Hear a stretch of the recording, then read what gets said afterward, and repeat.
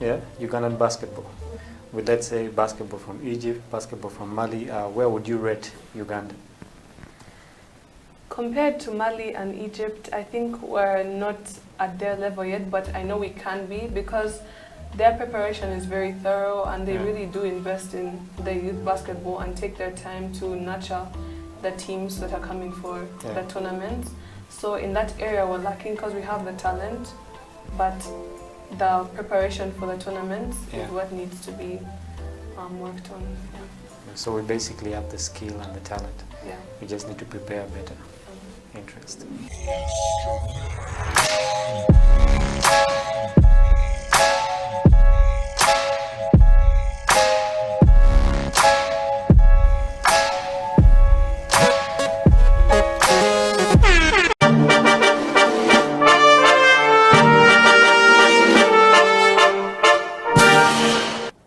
How did you, as a child, if you visibly remember, what did you want to be in life? Well, if I go back, I think I looked at two things as a child. I thought about, I looked up to the skies and I'd see the stars and, see the airplanes flying over. And as I was there, with my dad, looking after the cows, or with my grandma going fishing, or with my grandpa farming, I'd look up and go, wow, what are those things up there? And then someone told me, that's a space station. Go, okay, interesting. And what else is up there? Well, those are stars, and those are airplanes. I thought, well, it would be great, to figure out how those things work. Yeah. And so I guess that was one interesting, passion of mine as a little kid, figuring out how aerospace vehicles work. And I guess that wasn't, something which excited me a lot. Wow. You said the two things. So how did you end up there? You were fishing with your grandmother, you mentioned, and farming with your father, and grazing with your grandfather. Why were you not able to pick one of these from these, three different distinct people, and then you ended up in the things that are up in the sky with all this interest? What was the motivation like? Was somebody an aerospace engineer? Was somebody thinking about the things up, or it just came to you? It's, back then, we didn't have Wi-Fi. We didn't have mobile phones. We didn't even have phones, or television. We just had nature, and that was great, And we had stories around the campfire, around the hearth every evening. We'd sit down and talk to each other. We lived quite close to national parks, so every now and again a lion would hop over and grab a cow and go and have supper as well. So we shared with the lion. So it was being at one with nature. But what was important in all that was allowing one's mind to imagine, allowing one's mind to run, to fly, to really go as far as one's mind could possibly go. Yeah. And if I think of looking at things from the space going down, I could still look down and figure out what's going on, on the fishing side. I could look at what's going on the farming side. I could look at what's going on the grazing side, because when you're up there, you can see everything. Yeah. But it also helps you appreciate how special the earth is. Yeah. And yeah, so that's I'm most grateful for that natural environment that any kid in a rural village in Uganda or any other part of Africa right now has, that where you see every star, and I believe there is something special about that.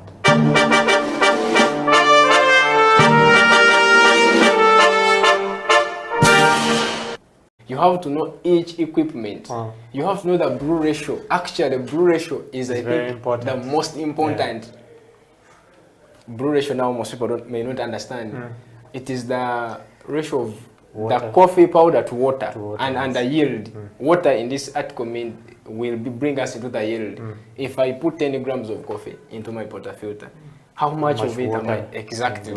So if you don't master the brew ratio, oh, everything is going to turn out a mess. You understand? Even if you know that knowledge and you don't master the brew ratio.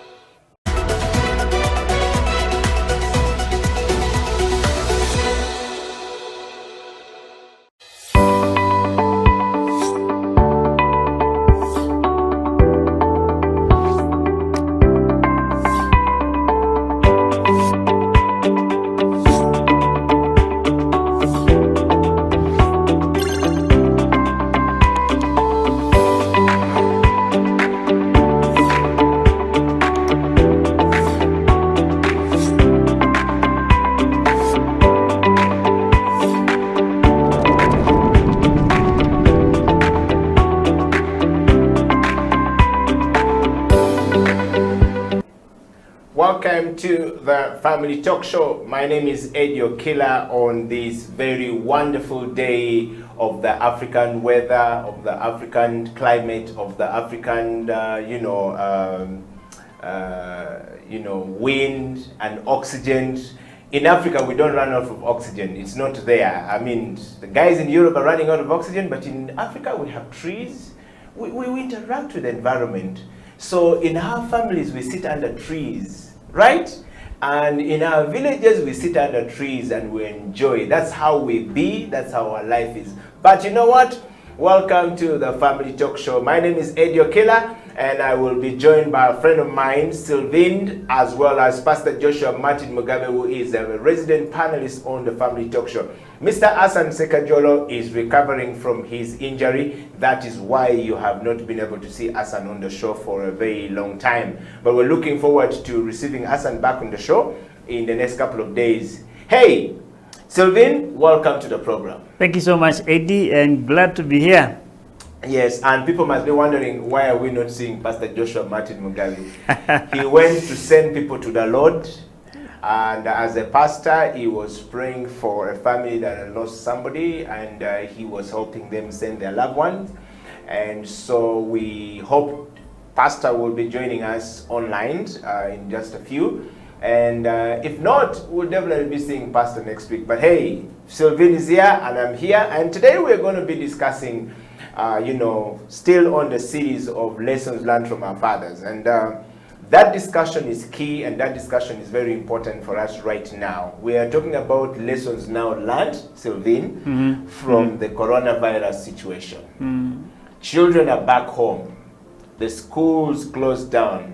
Last week on Sunday, the President of the Republic of Uganda, on the advice of the technical people handling coronavirus, advised the President to call for a lockdown, a 42-day lockdown, and schools were closed down and they were sent back home.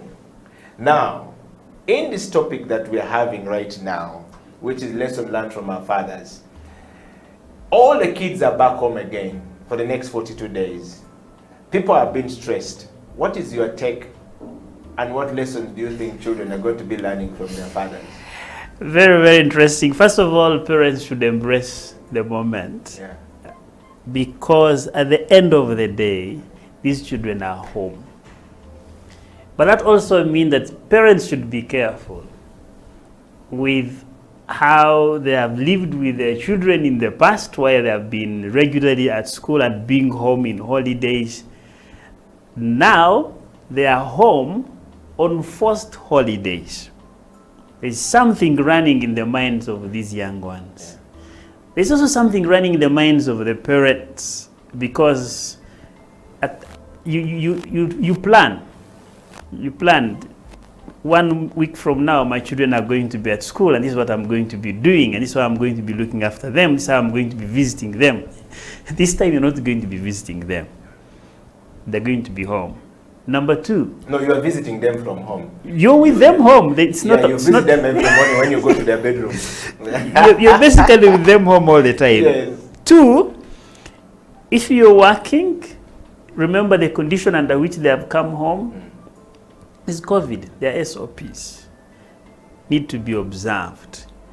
And if you have not been keen at instructing and guiding, today Watoto Church was talking about guiding and guarding your family. Yeah. So if you have not been keen about that, it's time to practice. And you've got to be patient that your children understand that.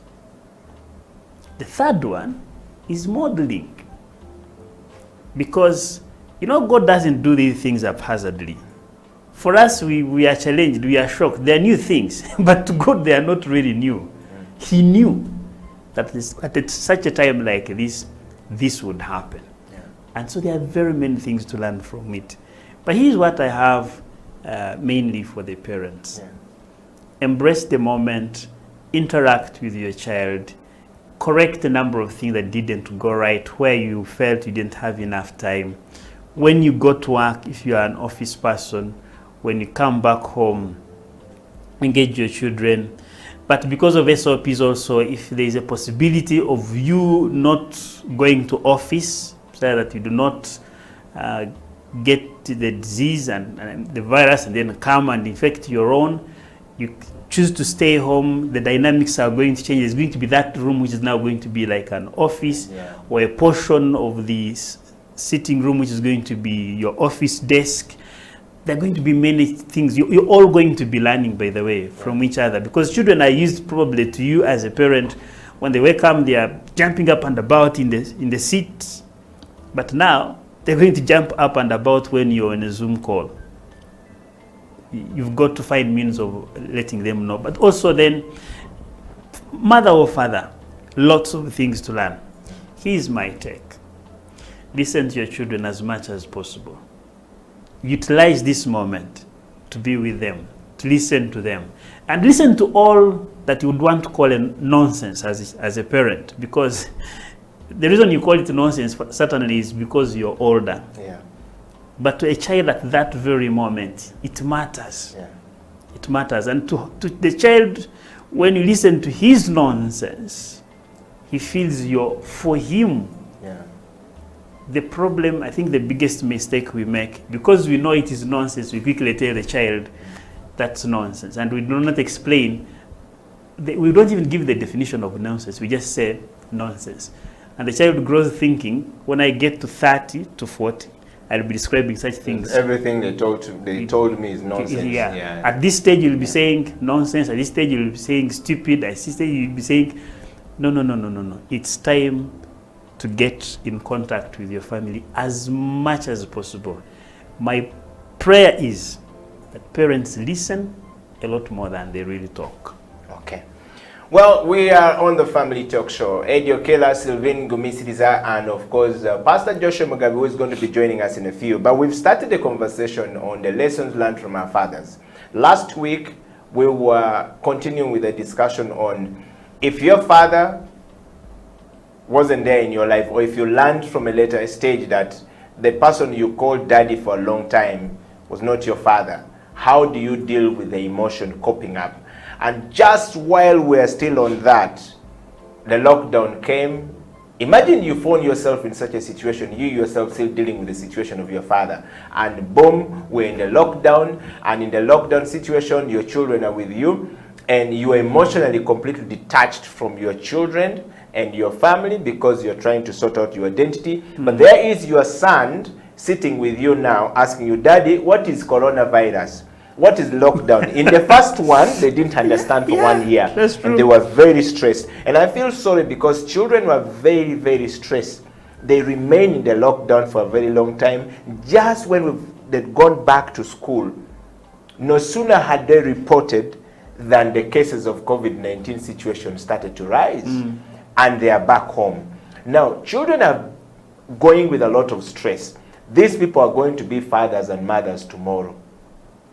What lessons are we learning? Are they learning from their parents right now? If you're a parent and you're at home, we want you to share with us your experience with your children in the first 1 week that they are home. And I want to share with you, mine first of all, Sylvain.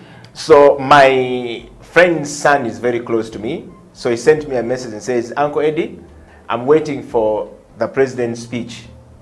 They broke off from school, from their midterms, sort of like one holiday to come home, and then they told him, hey, you're not going back. So he said he wants to learn boxing, and he's very serious about it. So he predicted everything. He told me, when can we start? Can you tell them to talk to the coach and, find the coach? We start doing this. And while I was still finding the coach for him, getting ready for us to start doing boxing and, planning all this stuff, the next thing I know, the president announced that there's going to be a 42-day lockdown. He's dumbfounded. He doesn't know what to do. He's studying, but he just doesn't feel like an online school is better than what they were doing at school. That's one child. My other nephew called me, my sister's son called me, I think he must have stolen the phone, his mother's phone, to call me. Because he sent me a message. I said, don't tell mommy and daddy I have called using this phone. And said, so uncle, I need you to get me a tablet and some old computer from your office. I said, what do you want to do with the computer? You're too young. What do you want to do? He says, I don't think like for us we're ever going to study again. Because we've just gone back to school. I was trying to, they were teaching us maths. I couldn't do anything. I was confused. I don't know anything. Then the next thing when I was trying to cope up, they've told us to go back home. So I said, okay, I'm going to look for a tablet for you to do what you're supposed to do. He's asking for an old computer. That's wisdom. Then he goes on to tell me, you see, me and my friend, we want to start learning computers ourselves. Because his dad is always on the computer and does not allow them to touch the computer. He says, the other day my friend went and touched his dad's computer. He was beaten. The father beat him so bad and told him that he wants to spoil things. Do you know what I'm dealing with? Do you know the situation we're in right now that you want to touch my computer? If you spoil this computer, do you know what I'm going to do? You foolish son. So the boy comes and tells his friend, who is my nephew. Yeah. And now they have hatched a plan that, so he comes and says, my uncle is in Kampala, he has a TV. So I want to ask him, and he gives us a very old computer and we start from there. I felt touched. I'm really going to send them a computer. But the lesson I have learned from there myself is that sometimes when we parents are dealing with something, we forget that kids are at another level of dealing with it. And they, word for word, action for action, step for step, whatever you do, they are following. Sylvain, how do we deal with these lessons these children are picking right now? The last time I was here, I remember telling you about the child's hard disk. Yeah. And telling you how far it goes in my life, like having experience with my family. Yeah. Is every child. It is every child. So parents need to be very careful with what they say, how they say it, what context they actually say it. That child, first of all, is not young, and that child is is proactive to think, now that there is a possibility I may not go back to school, I need to learn computer. The one who is talking about boxing is also proactive. But there's a possibility that they're going to find, and these are the mistakes we make so much, especially because they were made by our parents. And remember I said that we need to forgive our parents because somehow nobody has got a PhD in parenting. Nobody. At any one time you're learning as your children are growing. It's only that we get to a point and we begin thinking we know it all because these are young ones. And we forget that if we reflected back, possibly this is how we would have been behaving. But let's go to this young boy who is thinking about a computer, and the young boy who is thinking about the boxing. You notice that, especially the one who was told, the one who was talking about the friend who was beaten and abused. Yeah. When you tell your child that you're a fool, when you tell your child that you're stupid, it registers. And let me tell you how you drop his self-esteem. If I find that child the other side and is doing something not fine and I call him a fool, it gets stamped in his mind that daddy calls me a fool, this guy calls me a fool, therefore I am a fool. So you've killed his self-esteem. You may never get an opportunity to bring it back. Number two, you've denied him an opportunity to be free, to explore. This is how we kill the purposes for our children. He could be an engineer in how God purposed him to be. And that's why he's even going to computers. I can't remember how many times I was caned because of opening every radio that was brought home. But as far as I remember, up to today, I think it's what makes me keep curious in the things I do. I'm in the IT field. And I like, dealing with screws. Or even identifying where I can find a problem and solve it. So, in ways we speak to our children, sometimes we deny them the opportunities, or we kill the opportunities when they are still young. We need to be very watchful. Yes, the child did wrong. He went to the computer without his permission. And it is possible he can actually spoil it. It is a work computer. It is very important. It is a device that helps him bring in income, that looks after the family. That's very fine.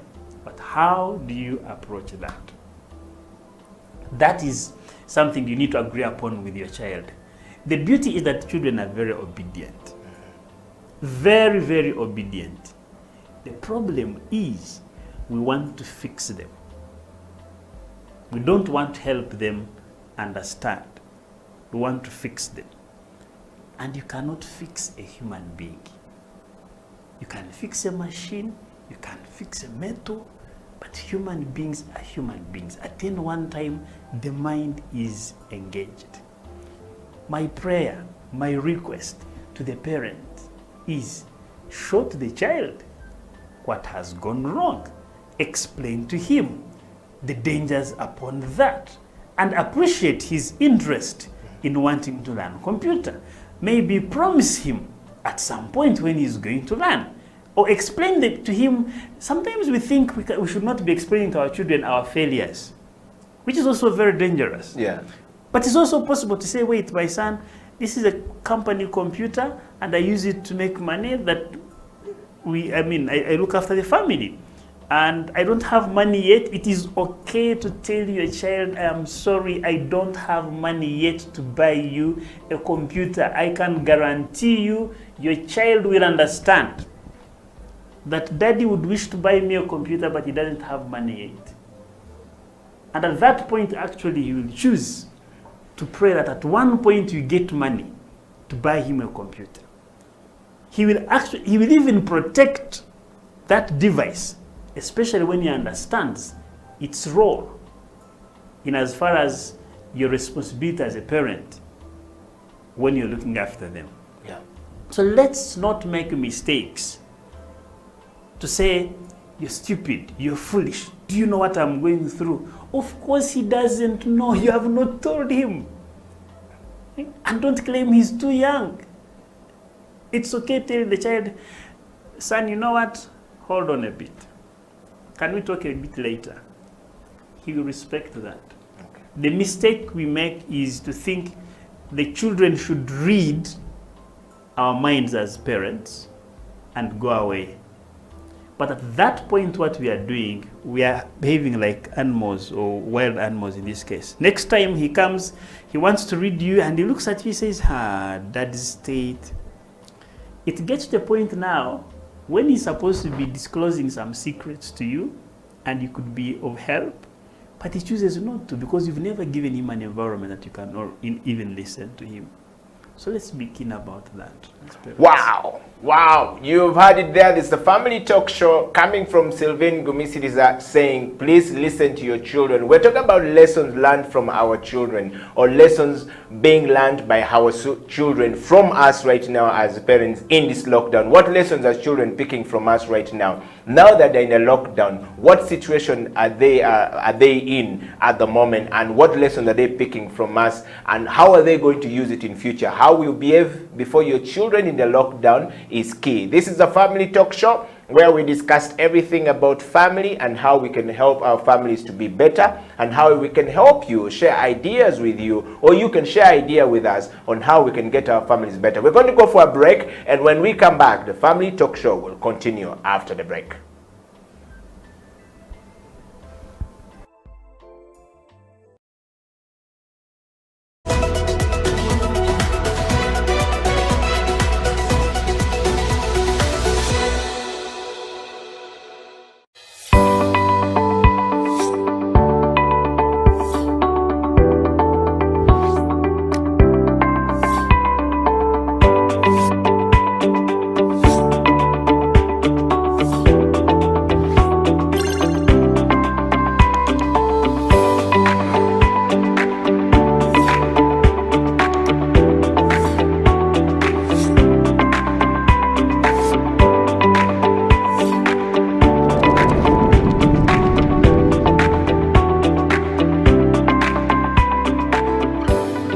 at the moment are struggling to understand the older generation because times have changed. Technology has come in. They've moved on. Yes. We're the ones sitting back and wondering, what is my child on to? TikTok has surpassed WhatsApp. The other one I call, I never call it Facebook, it's Bookface. Why are you on Bookface? Dad, it's Facebook. Yes.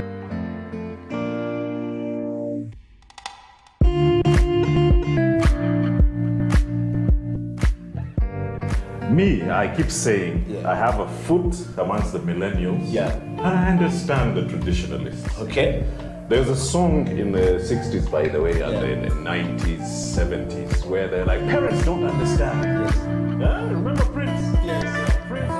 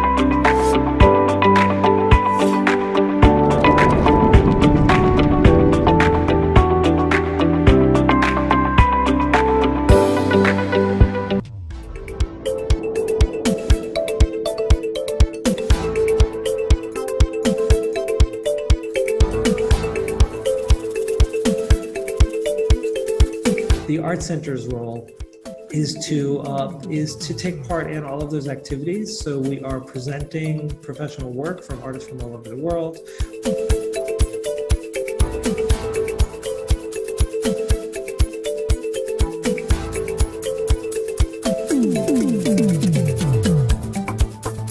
You look at the modern times where you look at young people who are trying to copy and trying to be like other people. So that missing link really keeps me going as an artist, and it makes me create.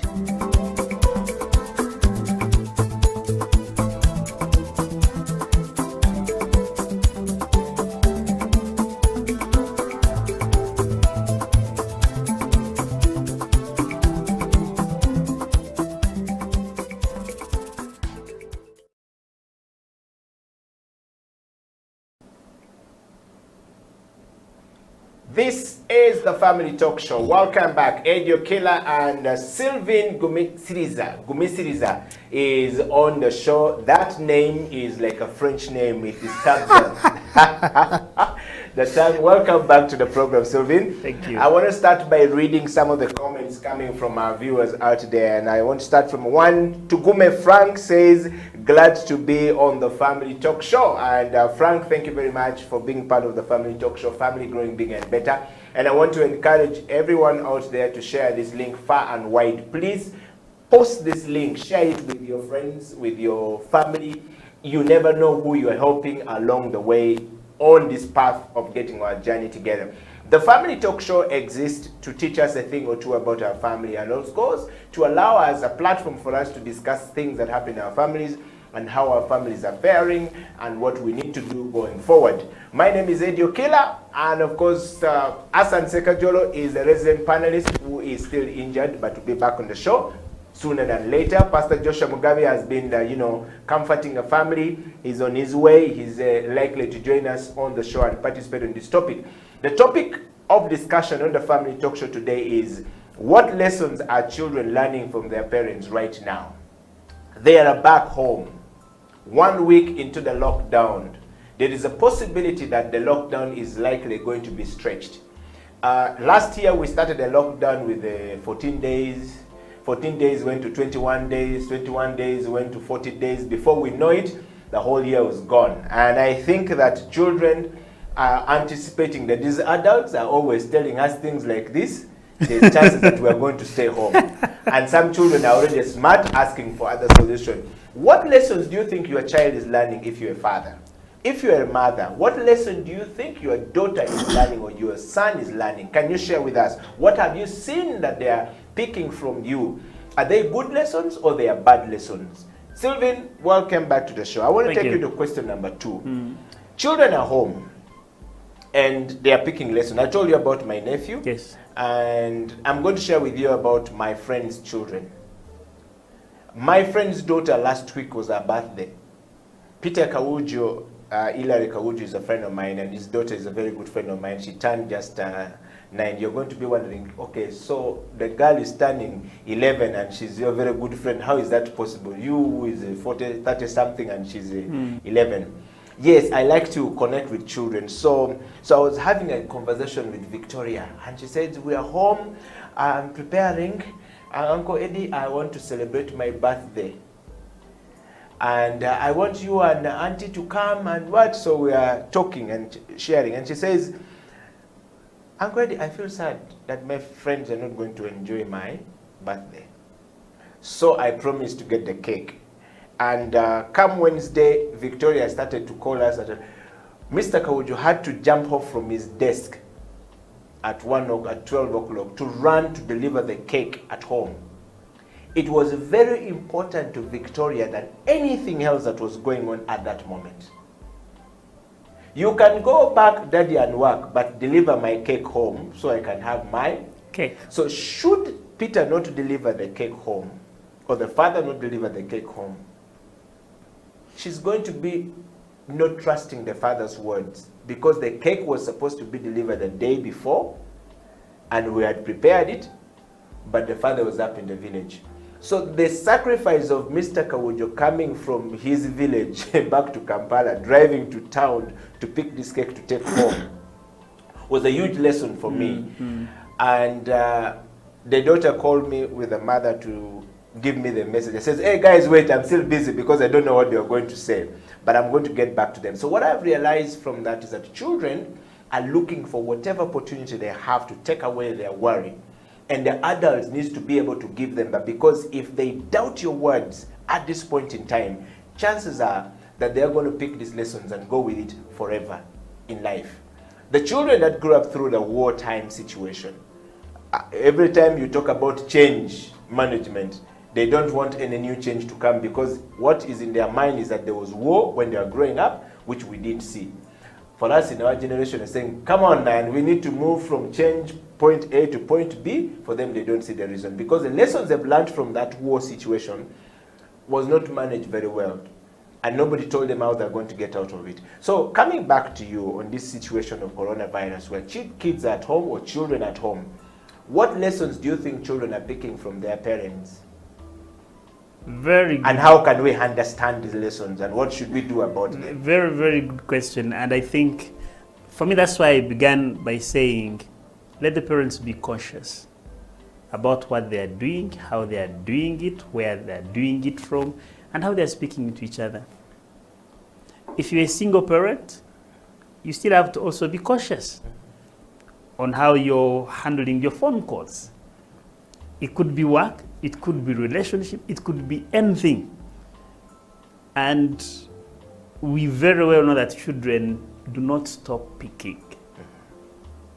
It's so unfortunate that they can't decide what to drop immediately after they have picked. Sometimes they pick, they go with, and along the way they realize, wait a minute, this was not helpful, and now they drop. But as they are dropping, they still remember whom did they pick it from. And at that point, you're not their friend. You're not the point of reference for support. You're not the point of reference for counseling. So parents need to be very careful. And I remember while young, one of the things that I grew up and I decided not to participate in, I remember telling you this, is to fight. Because I saw fights of the aged. I learned how to abuse, to send those aggressive words when I was so young. But thank God for my mom. She would put me aside and she says, you know what? This is not you. This is not you. I would go to the hills to look after the cows. And the common thing is to shout, of our voices, to abuse each other, cross heels. And I get back home, my mom puts me down and canes me thoroughly. And I'm saying, but mommy, what's the problem here? She says, wait. At that point, you're a herdsman. That's not what herdsmen need to be doing. I'm looking at you as my son. And so at some point, we agreed with mom, no fight. And I'm so grateful that she captured me at that early stage. I don't know whether I would be here. Because who knows when you're fighting, what happens? Yes. You can be harmed instead of you harming. So I'm using that example because you grow up to grasp whatever is around there because your mind is so open to anything. Filtering out what is most important comes along. And the beauty is that as you grow up, you realize, well, this person was well-intentioned. This person had a problem. This one caused me this. This one I need to unlearn. But then why do we need to put our children in that state at a certain age to begin unlearning a number of things? Yet, we can utilize this moment to give what to learn that they would really not drop.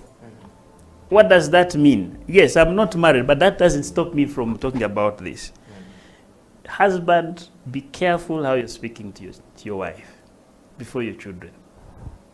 That's lesson number one. That's lesson number one. Yeah. The lessons they're learning is how you are speaking to your wife, to their mother. To their mother. Yes, or to their father. It matters a lot. It matters. If you're aggressive to your wife and the boys are watching, they just know this is what a man does at such an age. Or in such a time when we're in the lockdown, when they said we're in the lockdown. Yes. So for them, that's what they pick. Yes, yeah. That's what it is. If you're a mother who looks at you, a wife who looks at your husband with this kind of eye that has a signal, your daughter is saying, wait, I mean, this is exactly what mothers do. So be watchful what you're demonstrating. If you're so reactionary, even if you are in the bedroom and they can hear the voice, they will know that whenever you get to the room with your husband or with your wife, you can say whatever you want to say, you can shout. I can guarantee you, by the way, children can get to the point of coming to the doorway and listening properly. And they can tell, even when you come out of that room, that this conversation was calm, this conversation was hostile. So be keen about what you say before your children. Number two, how you deal, say how you engage them within the activities. You talked about the young girl who was looking for his cake, for her cake rather, and waiting for the parent. Yeah. If the father had not sacrificed that time to get off his desk, drive home, deliver the cake, what was going to register in the girl's mind was that men, including my dad, should not be trusted. In fact, she said, us guys are always talking, so she needed to know whether it is the father who is the problem or I'm the one who is the problem, who is not making the decision to come. Exactly, exactly. Yes. And that puts this young girl in a very compromising situation, very tricky situation growing up. She had better not trust any other man apart from her father. But if she does not trust men because of her father, that is very, very difficult to uproot at some point. And leave alone relationships going forward to say, having families. Even in work situations, anything small that happens between her and a colleague and is a man, she'll say, like my dad, this is how men behave. We tend to want to take it so much about relationships. Yes, it is important, but even in regular lifestyles, it is extremely, extremely important. So thank God for your friend. He took the responsibility left whatever he was doing and delivered the cake, it must have registered. 2, if he has a son, he must have seen that, oh, this is very important for you to do. When you say, then do as a man. I have friends, lady friends, who, when we're having conversation, they'll tell you they don't trust men. And some of them have these reasons because they saw it home. Incidentally, it's not because of the experience they have had as maybe relating with men who have not been faithful to them. No, right from home. Say, I have seen how my dad has been. I don't think men are. And whose responsibility now is that? It's the mother's responsibility to explain to her daughter the situation, but also pray with her, because they end up making also, they end up making extreme decisions where you find she will choose to either have a child without a father, because after all, living with men is that tiresome. Or they end up saying, let me have fun. I'm not interested at all in having a family. But remember, they also have friends.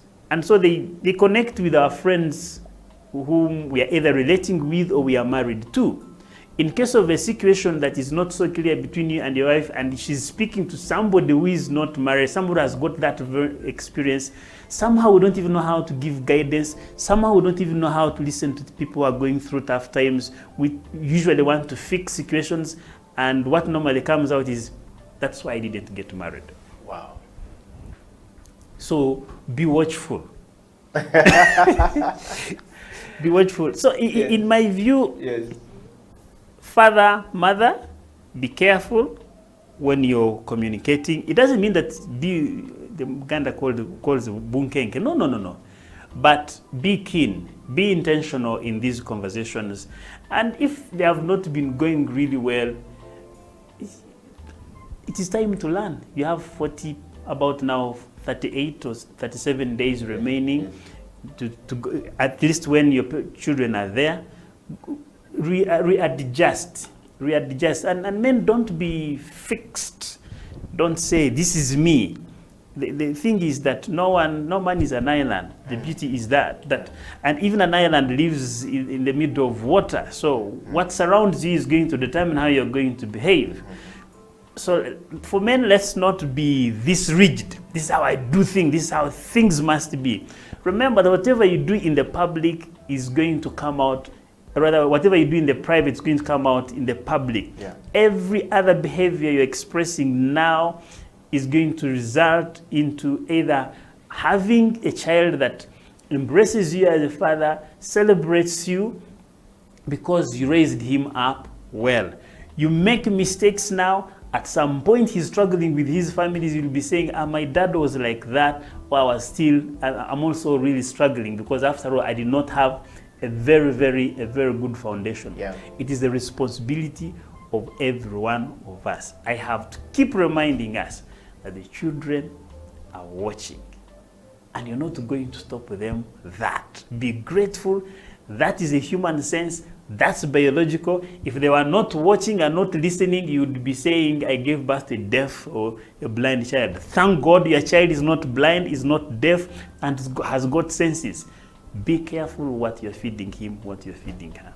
Wow, thank you so much, Sylvain, for that very interesting lesson we have picked from you. We're going to take another break, and when we come back, Pastor Joshua Martin Mugabe is online and is going to be joining us to give us his points, sharing with us lessons children are picking from parents right now that is going to determine who they will be in life, how they are going to behave in life when they grow up in these 42 days of lockdown in Uganda specifically, but also world over.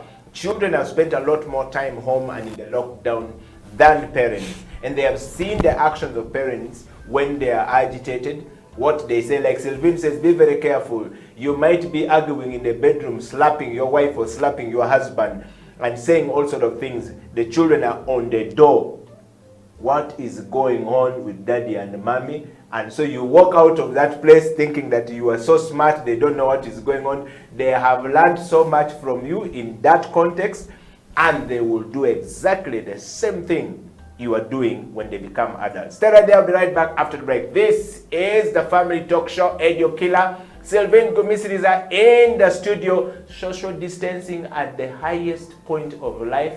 No coronavirus.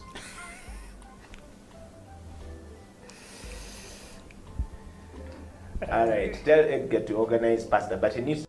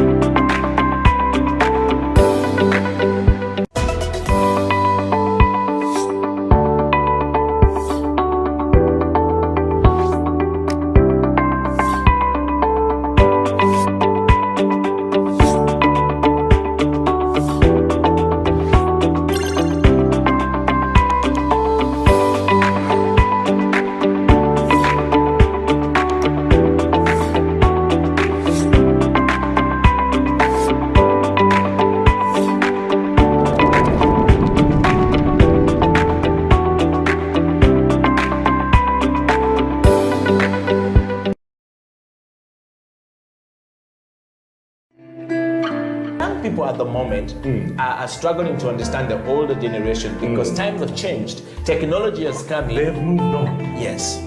We're the ones sitting back and wondering, what is my child on to? TikTok has surpassed WhatsApp. The other one I call, I never call it Facebook, it's Bookface. Why are you on Bookface? Dad, it's Facebook. Yes.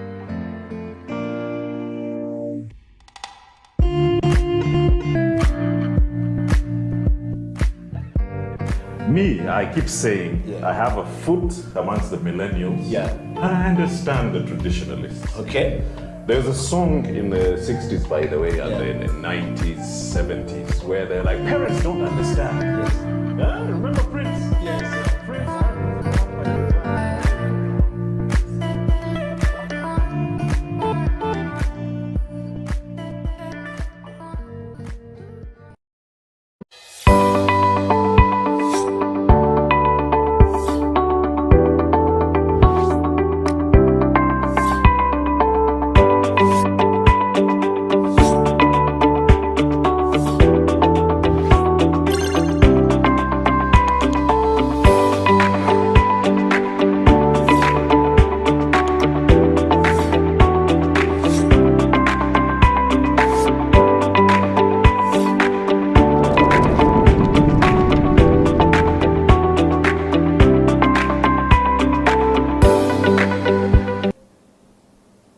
Welcome back from that break. My name is Edio Killer, and in the studio is Sylvain Gumisiriza. Of course, joining us from the comfort of his car or the sitting room is Pastor Joshua Martin Mugabe, and this is the Family Talk Show. Today on the Family Talk Show, we are discussing the topic of lessons learned from fathers, but particularly on this show, we're talking about lessons being learned by children, or lessons being picked by children in these 42 days of lockdown or in this coronavirus situation all across the world. But particularly in Uganda, we are in the lockdown, 42 days of lockdown announced by the President of the Republic of Uganda on the advice of the technical people, handling coronavirus situation in the country. Of course, coronavirus is real.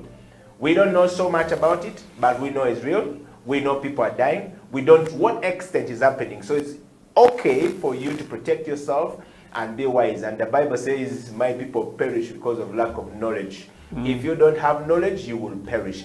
If you don't seek knowledge, you will perish. So the knowledge we're giving here on the Family Talk Show is how to protect your children from perishing when the coronavirus situation is over. Ladies and gentlemen, all across the world, welcome to the show. Share it far and wide. Family Talk Show is here for you to discuss the problem of your family. And of course, share with us, what lessons do you think your children are picking from the lockdown? Very interesting. But their children are very, very creative. And you notice that if we choose to listen to them, there are lots of things we can learn. Because you bear me witness, the days of your dad were not your days. And the days of your children are not going to be your days. The only challenge is when we think we are elders and we think life is conventional. It's always going to be from step A to step B to step C, and this is how we're supposed to be behaving. But if we choose to be keen, we can learn from our children. Number one, children are good at board games. For those of you at home, you give him a board game, give him the menu or the kind of instructions. Before you know it, he's playing. And I think this is the moment when parents need to interact with children in terms of, and there's a lot that is shared when you're playing games with your children. Could be Scrabble, could be chess, could be many games, many board games, but not only board games. For those ones who have got compounds, it's a time for them to probably buy badminton and play together. There's something interesting about this young boy, this young girl, when he or she finds that he has got the capacity to win a big person. I remember growing up, I used to play cards with my dad. And when I don't know whether he would deliberately allow me to win him or I would actually win him. But in moments I would win, I would be very excited. I was able to win, and I would sometimes remind him of that. Then it would create this environment where he can say, hey, wait a minute, can we? And I find it so easy because I've been near him and we've played cards together, so I can easily really listen to him. By the way, my situation with him changed a little bit later, but in early childhood, it was fun. So have fun with your children. And when they also want to see how you behave when you lose a game. Do you get annoyed? You know?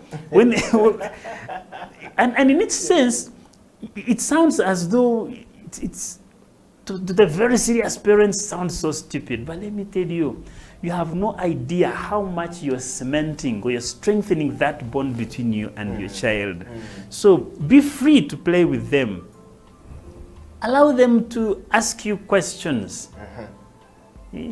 Some of these questions are going to be weird questions. And don't claim you know it all.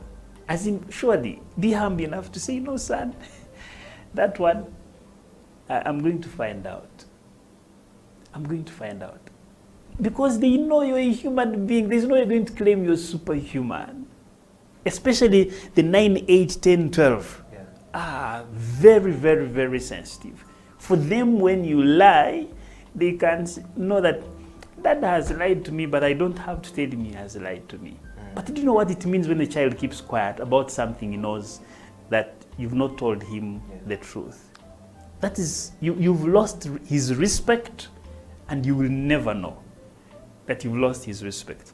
So allow your children to ask you questions, and be free to let them know that some of these things you do not know. Research together on things which are researchable, or ask somebody together. The child will get to know, oh, wait a minute. Yeah, I appreciate my dad understands that there are things he also doesn't know. So don't be the know-it. Don't be the know-it-all. And like we had said at the beginning, listen to them.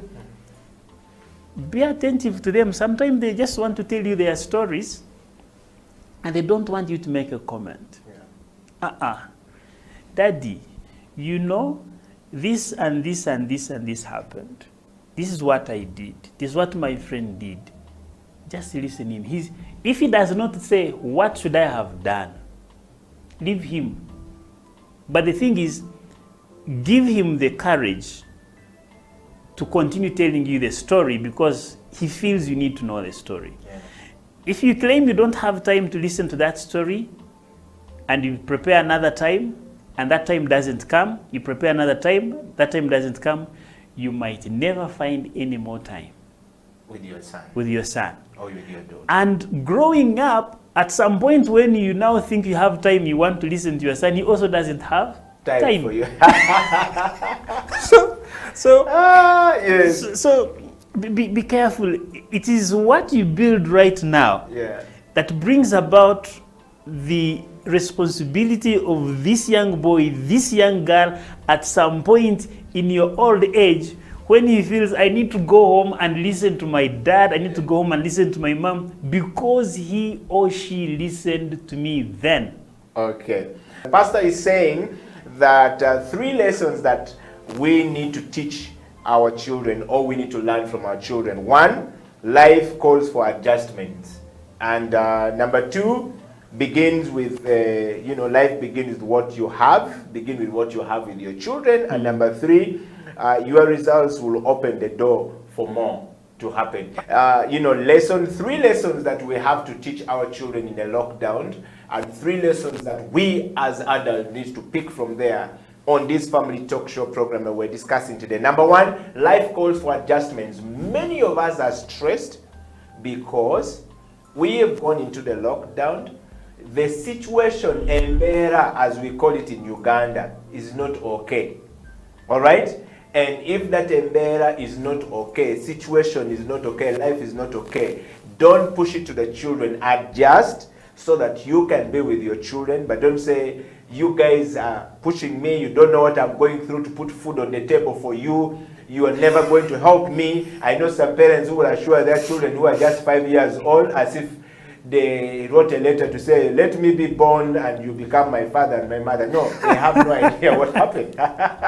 So please, life calls for adjustment. Number 2, Pastor Joshua Martin Mugabe is saying, please begin with what you have. Parents, start with what you have and build on from there. And saying your children may not understand you at some point, but if you open up the doors, if you begin with what you have, it will open up the results of your actions to your children, will open up the door for your children to be part of that. Number 3, he said, lessons from our children. Lessons from our children. Number 1, be passionate about today. Don't show them that because we're in a coronavirus situation, Sylvain, things are bad. Some parents says, things are bad, we can't drink milk, we can't find biscuits, we can't even do anything, we can't even walk to the grass paspalam. Children don't want to hear that. He's saying that lessons to learn from children today, they still play, even when they're stressed. They still find time to enjoy their life. Sometimes they even forget about we're in a corona situation. For you, slapping them says, you're foolish, you don't understand that you're going to get coronavirus. But for them, they don't understand that. So that's a lesson from children, that when we're mentally becoming disturbed, when we're mentally stressed, we need to learn that from our children. So lesson from our children: 1, be passionate about today. Number 2, take more risk instead of being fearful. That is coming from Pastor Joshua Martin Mugabe. Parents, take more risk. Learn from your children and take more risk. They say, wash your hand here, go this, go this. They will go and do the exact opposite. And you look at them, tomorrow they'll do the same opposite. But in the process, they learn a lot of things. So please, don't be so fearful, because now when you become so fearful, you are instilling a different thing altogether to your children. You are making them get messed up. Number 3 says, take more. Number 3 on that line, he says, lessons from our children. He says, they prefer solutions to analysis. Don't give them too many analysis of whatever is going on. You analyze everything they are doing. You say everything they're doing. Sylvain, unless they ask you. Yes. Unless they ask you. Yes. But some parents are always analyzing things. Children are saying, Daddy, I need a solution. If there's a problem like this, we are not going to school. So what is our solution to not going to school? What can we do? Can we sit down? Can we do a lesson at home? Some parents don't get. So please, parents, on the Family Talk Show, we're saying, please, children prefer solution to analysis. And let's look at this one as a normal situation and adjust, like he mentioned, because the beauty is, the Bible says there's time for everything. Yeah. This is time for the partial lockdown. There's going to be time for the release of the lockdown. Yeah. We had it the other time. We didn't know how long it was going to take. At some point, it came through. Children went to school, but so sorry, they didn't stay long. Now they are back. But it's also important to know that it's also going to end. So let's not be on tension. Oh my God, oh my God. You know, 75% of our sickness is psychological. Absolutely, in this coronavirus situation. So let's not be on tension. Let's know that it's going to end.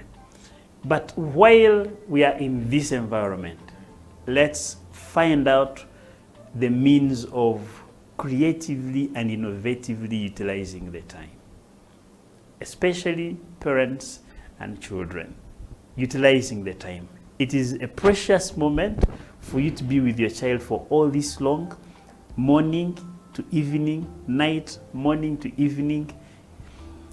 Arrange, make some good arrangements with your child. Pray with your child and guide him, walk with him the journey, listen to him as he also, listens to you. Teach him how to listen, teach him a number of things and allow to learn from him. But do lots of things together. In other words, the word is collaboration. Collaborate. Work with your family. If you've had to leave the physical office to work from home, make an arrangement that your children will understand. This time is time for office. Daddy and mommy are busy. But this other time is our time. Because I've seen it in lockdown, having left office and then you go to work from home, you almost find you have no time to retire. And so 6 to 10 is office work, yet you are at home. Yeah. Please observe that the children will always want their time. They can be in position to give you your time, but when office time is over, they really want to see you. That other moment when you are going to pick them from school, now you're home, you don't have to pick them, begin playing. Begin doing what you've been doing at home.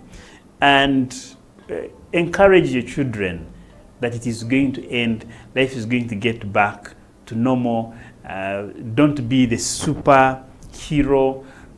Don't bring your frustrations onto your children. They don't want to be part of that. They still want to look at you as a loving father. They still want to look at you as a loving parent.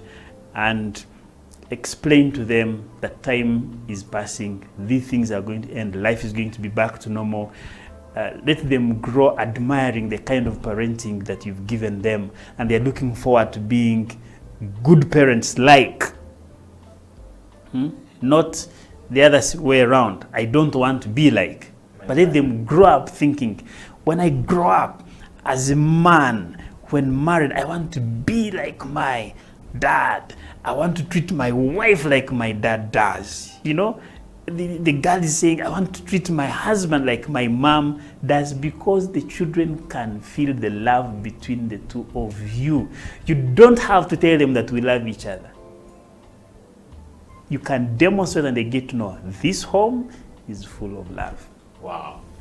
Thank you so much, Sylvain, and thank you so much, everybody, for coming to the Family Talk Show today, and of course for watching the Family Talk Show and for sharing. Go ahead and share this video far and wide. The program is online. Please make sure it reaches out to as many people as possible, and subscribe to our channel so that you can be alerted every time the Family Talk Show is coming live. The Family Talk Show is live on Sundays, and it will always be repeated throughout the week, so that you can catch it at whatever time. And please make sure you are a part of the family discussion growing bigger and better.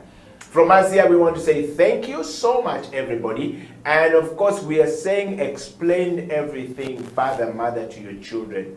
Explain, explain, explain. Make your son or your daughter understand that this is not possible and this is possible. Make your nephew or your nieces understand. I always tell them whenever they ask me for something, I always tell them, look, I have heard your request.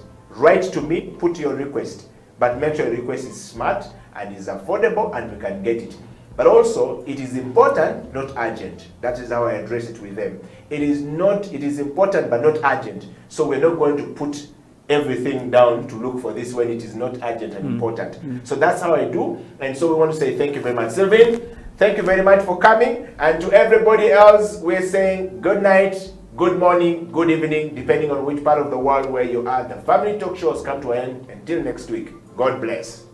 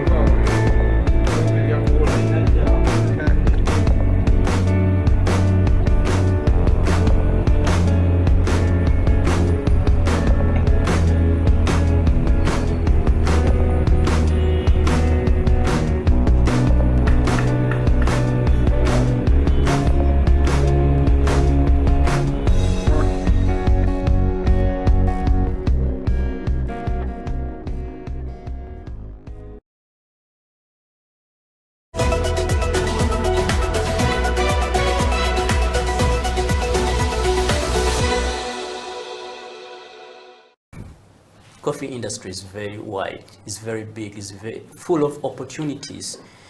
Don't sit there and say, I have nothing to do. You can join the industry.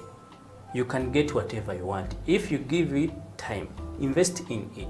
By giving it time, don't look for money, don't look for big salary at first. First learn. After learning, you'll get how much amount you need. Yeah. In coffee industry, there's no like, barista should get this amount of money. No, it depends on your knowledge. Yeah. What you know is what you get.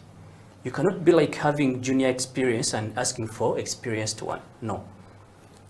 You can join now. Good thing, everything is simple. Yeah. It's easy. Don't sit there and say, oh no, I'm scared to join this. No, it's very simple. You can make. Yeah, it's very simple. It's not so difficult. Simple, very simple, very enjoyable. You can do everything when you're enjoying. You can do your coffee. You can serve your customers. Coffee create friendship. Yeah. Coffee gives you a job. Even if you are not working in a cafe, maybe you can go in different field, but still in coffee industry. Yeah. Yes. Let's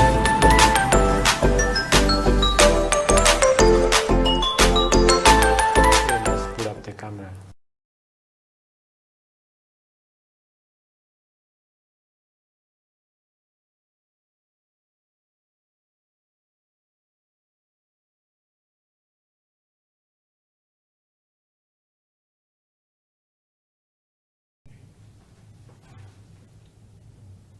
It is House of Talent Television Uganda, and we're broadcasting live and direct on our studios here on Mukoto Street. Welcome to the show. This is the Coffee Break Show with me, Amoni Mukisa.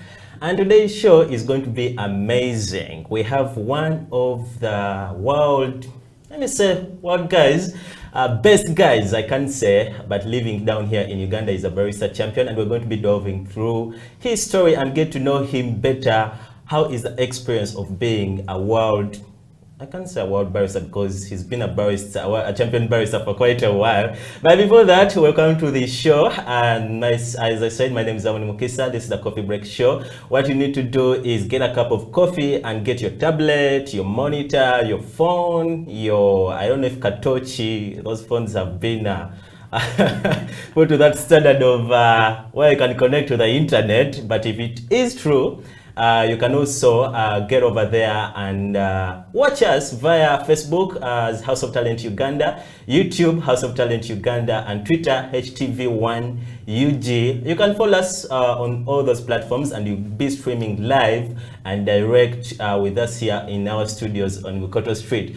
Well, Michael, here we are. I'm here, brother. How are you? People have been requesting for you on the show, eh? I'm right here. You're right here. Yeah. How have you been? I've been fine. How is the new year treating you? Okay, we're 2 weeks so far, 3 weeks so far in the new year. So, how is it treating you? I think so far so good. Like, just started on well. We are seeing on how it is going to go all the way, but so far so good. Money is where? Money we can't say now. Let's wait for December. You're not chilling with the big boys like most people are saying these days, eh? Chilling with the big boys. We are trying to chill around slowly. But no worries, on the Coffee Break Show, so you're going to be chilling with the big boys now. Definitely. Well, Michael is a barista champion 2018-2019, and will be letting us know how he got to be a barista champion. As we were getting on the show, he told me he's tired of being a barista champion. Who says that? So all that and more, we're going to be having that conversation. But before we get into that conversation, we need to know who is Michael.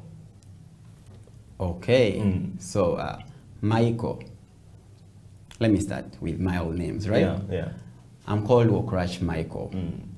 I come from northern Uganda in a district called Kitgum, but I also fall in Gulu. Yeah, I was born there, and all the way because of the war that we had in northern Uganda. So we decided my parents came this side to Kampala. So we actually live in Mukono. That's where mom built our house. So we grew up from there, studied from Kampala, Home, we just go once in a while, but yes, but home still remains home, you know. Yeah, all the way. So I studied all the way from primary.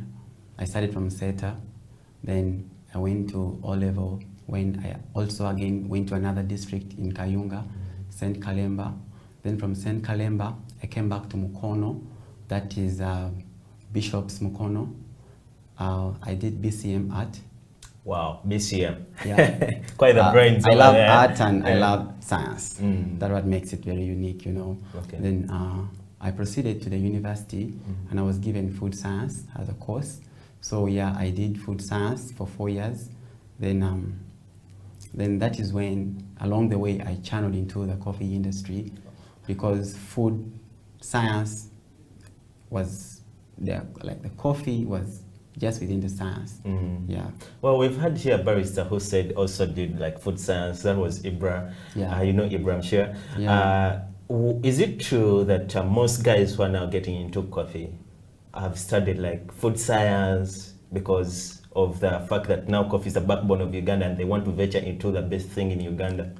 Not everyone may like have the opportunity to study science, but it is all about the passion. If you feel like you can get the zeal, the passion, you can join the industry. But then for us, it is, of course, there has been an opportunity that we got the chance to dive in correctly, like, because food science is more about quality. Yeah.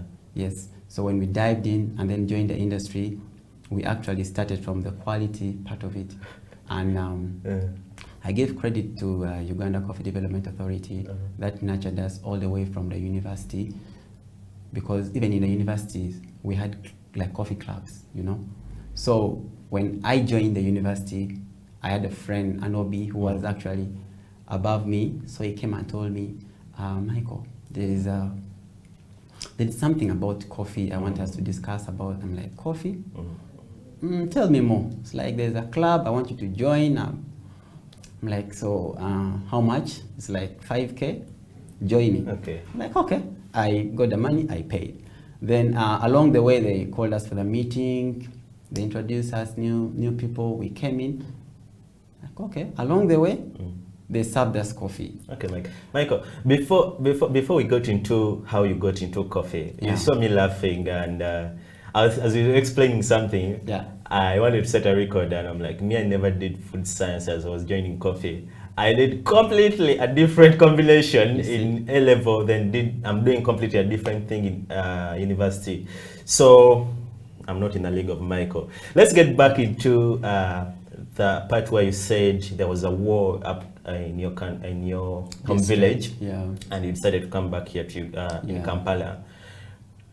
What was some of the memories that you remember as you were coming down here to Kampala? Were you like, did the war happen when you're in the village? You as a person? Okay, like of course the war was there for a very long time. Those are the LRA, Konyi. Okay, some of us were born from the Konyi's regime. That is where we have some, I don't know, we could call them awkward names. Okay, because my name means the world is bad. Wokorach. Wokorach means the world is bad. It's like you're getting out there, but it's really not safe.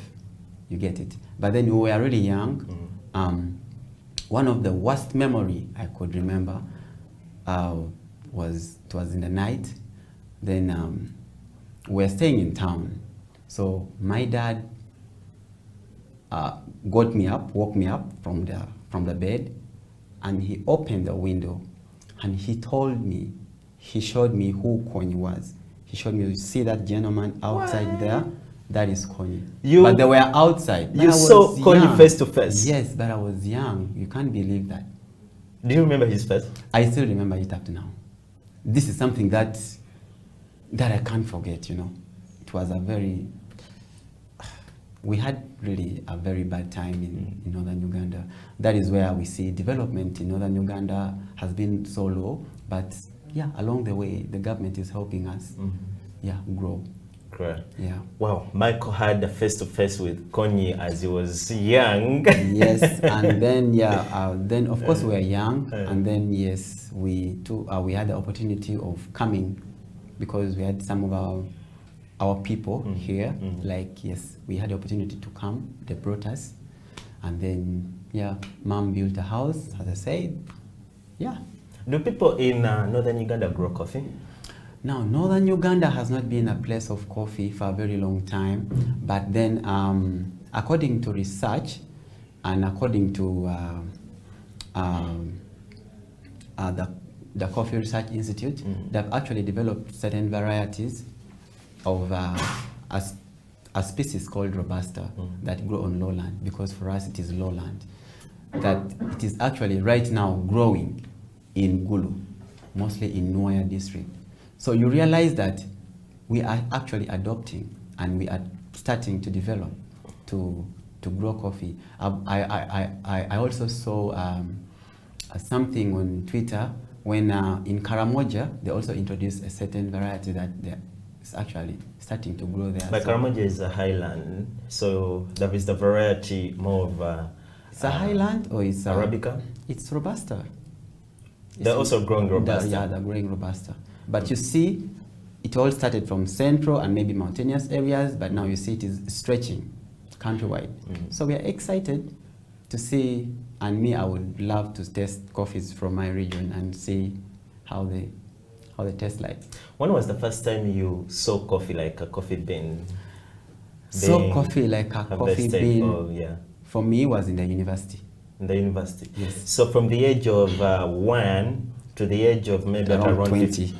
20. Yes. You hadn't seen coffee. No. Wow. What inspires you to get into coffee? As I told you now, the story starts. I meet this hobby of mine. He's called Kalonji Ibrahim. So he calls me, invites me. He's like, Michael, come join in. I pay the money and then I joined the club. They gave us a cup of coffee. And I'm like, When I tasted it, I'm like, this is slightly different from the Nescafe we used to like take, because high school we used to buy Nescafe, blah, blah, blah. And it's like, now this is the real coffee. Then they started teaching us how these coffees look like. Then they started explaining to us slowly by slowly as we are also trying to pursue the course. Then we dived in to understand deep on how these coffees actually look like, taste like, and quality-wise, all the way through. By the way, we speak most times about Nescafe coffee. What makes Nescafe to be Nescafe? I think Nescafe is an instant coffee. Now, people term every instant coffee like Nescafe, but there are very many companies right now around the world that are doing instant coffees. Okay. Now, how instant coffees are made is like the coffee passes through the almost same process of roasting, and then they undergo to more unique process of being filtered to get a very heavy as soluble. That is, you see when you're brewing coffee, sometimes it's thick, okay? Then they undergo through a process called atomization, some deep science, atomization whereby hot liquid passes through a very hot metal and then it contracts, it binds. So, but that is another story to maybe teach people more about how they make instant coffee. Yeah. Okay, one thing I have for you is respect in this game.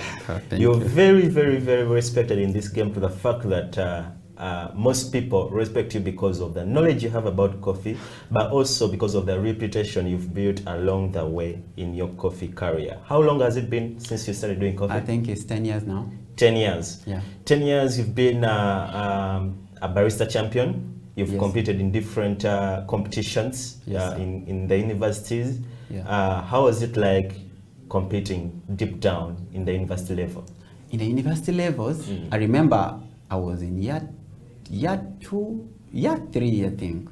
Year 2, I think. Like that was 2015. So so this is how it works. We joined the industry, the coffee industry. So we had the club at the university.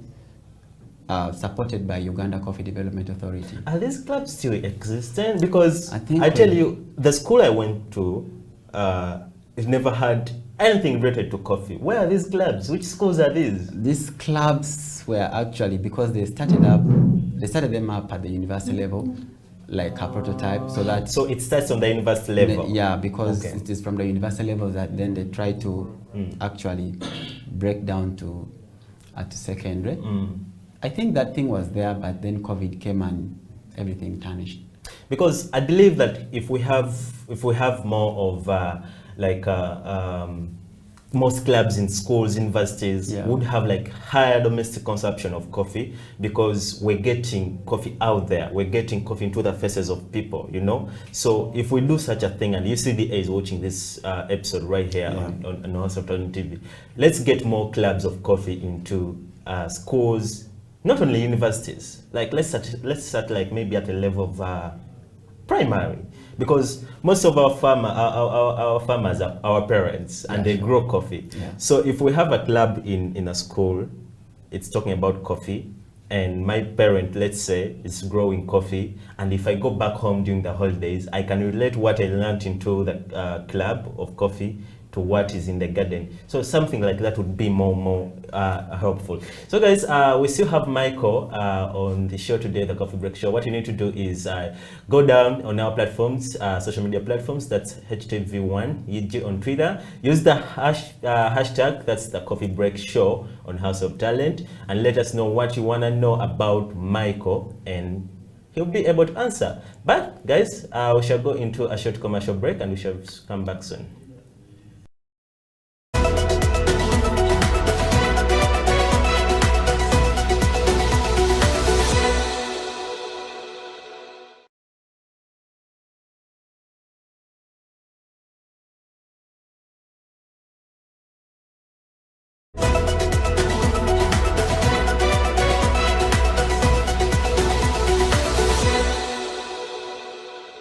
What are some of those things that we can do, all right, to make sure that Uganda becomes a nation that actually consumes its own coffee? Because we have, you know, the Bubu, by Uganda, okay? So how do we get ourselves into that state where we actually, before thinking of exporting our coffee, actually get to consume our own coffee? How do we get there? First of all, we need to train our people. So we need more training, more sensitization about coffee. You know, those guys that came first before us, they have that, like that negative side of coffee. Like telling someone that coffee will, like, you will lose sleep when you take coffee. You can't. It just keeps your body awake, not only the mind. Me have to take water every morning. So if I take water every morning, I can take like 5, 6, 7 cups of coffee, and I sleep properly. So we need to sensitize our people, and we need to give them an example that is true. Ethiopia is a good exporter, but quality coffee in Ethiopia comes from Migachafe. That quality coffee is consumed within the country. So you first appreciate what you're growing before you take it outside. So you need to train so much from the farm level. Like 80% of our farmers, they just grow, sell, but they have even never tasted the coffee. Like a much percentage, a good percentage of our farmers. So from the farm level to the general level, we need to train. That is that's what we need to do. Even though we put each coffee at a lesser price, like the consumption will not go high. So we need to first train. Then other things will be coming up.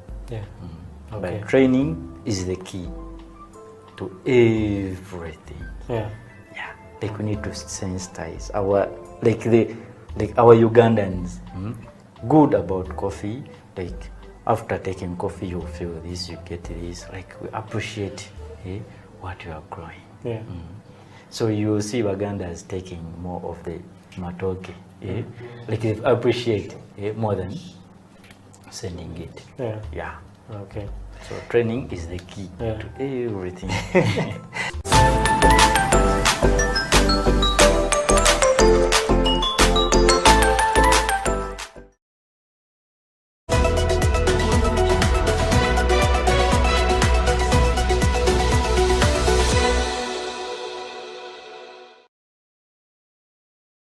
What does it mean to be a community artist? What does it mean to to work within a community whereby you are all in the same boat, but maybe no, what did they say? You're in the same storm, but in different boats. Yeah. So I think here for me, if you are working for a community, there are certain things that you have to do for the sake of the community, and where you're not expecting to earn from.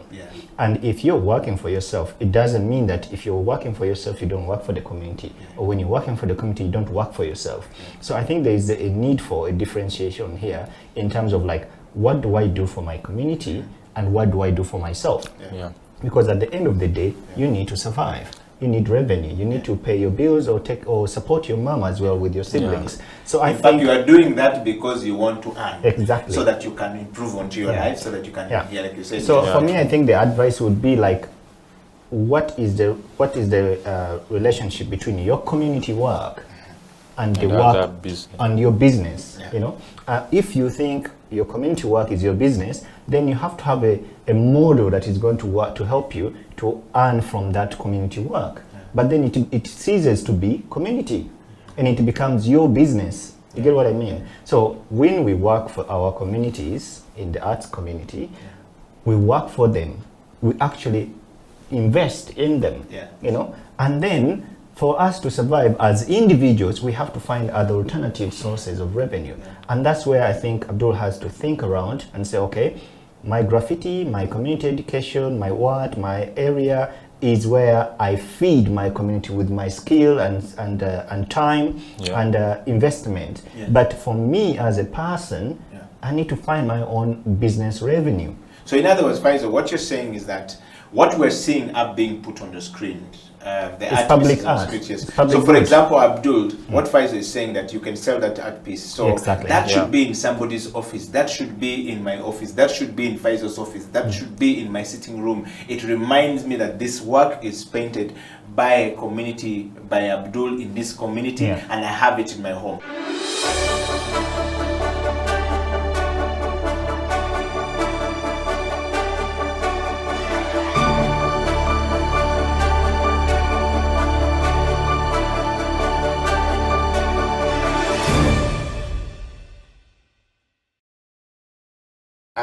Can we hear some more from Jaja? Of course, Jaja is going to play for us that song, Kitenge. You've heard it, the sound, beautiful, and we're going to dive into how Kitenge is going to make it to the world stage as planned by Latif Shah.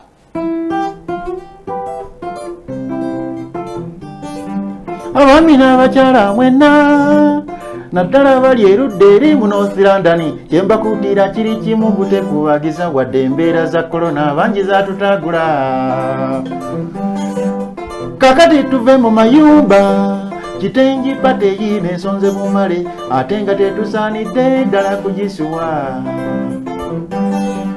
mwani yabagamba okwambala engoye z'emivumba tujja kwambala bitengi byokka Designer Latifu Uganda omurasita owakabye yatunga mu nnyonyi Maliki Jeni ne Hawa abo basibi banviri alo tujja kuba nabo Anifa wa makeup Mariamu yedikoleta konne mofini ebyokulya bingi nnyo ebyekifirika Madamu Sara Shoshi ebitaddemu umukono Olivia Katharini Nalima Maka manyinga ulira Kulono twambala ebitengi byokka Kulono twambala ebitengi byokka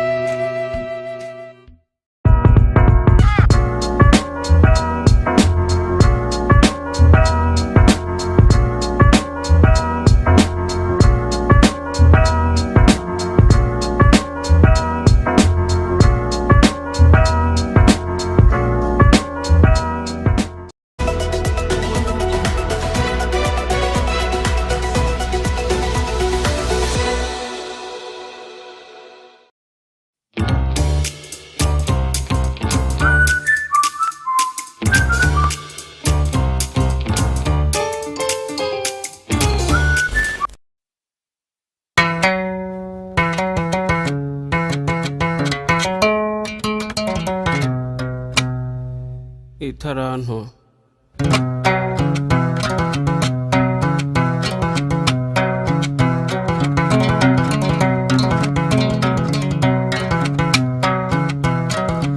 hariho umutware yaratunze cyane afite n'abagaragu kera kabaye agira uruzinduko mu kindi gihugu ahamagara abagaragu be maze abasigira ubutunzi bwe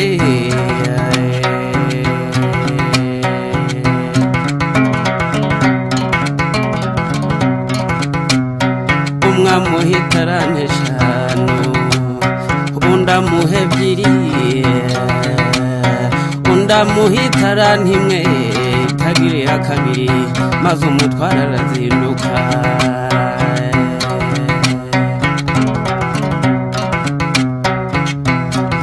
maze babagaragu batangira gukoresha za carano nk'uko shebuja yazibasigiye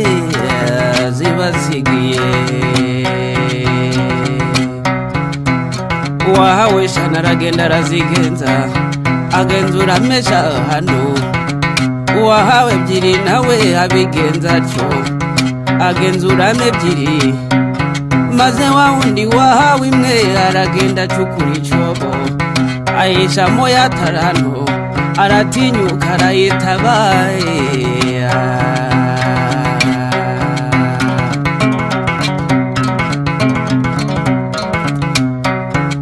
nuko imitsi irahitindi irataha maze shebuja mu kuzindukuruka abarana nabo ibyo yabasigiye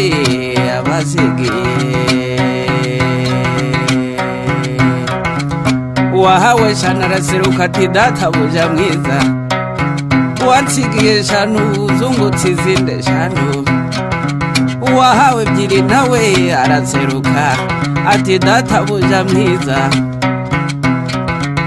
wansigiye ebyiri zungutse izindi ebyiri shebuja ati bagaragu banje beza nuko kuko mwakiranutse muri bike nico gitumye mbekurira byinshi ico nimuze mwinjire mu munezero wa shobuja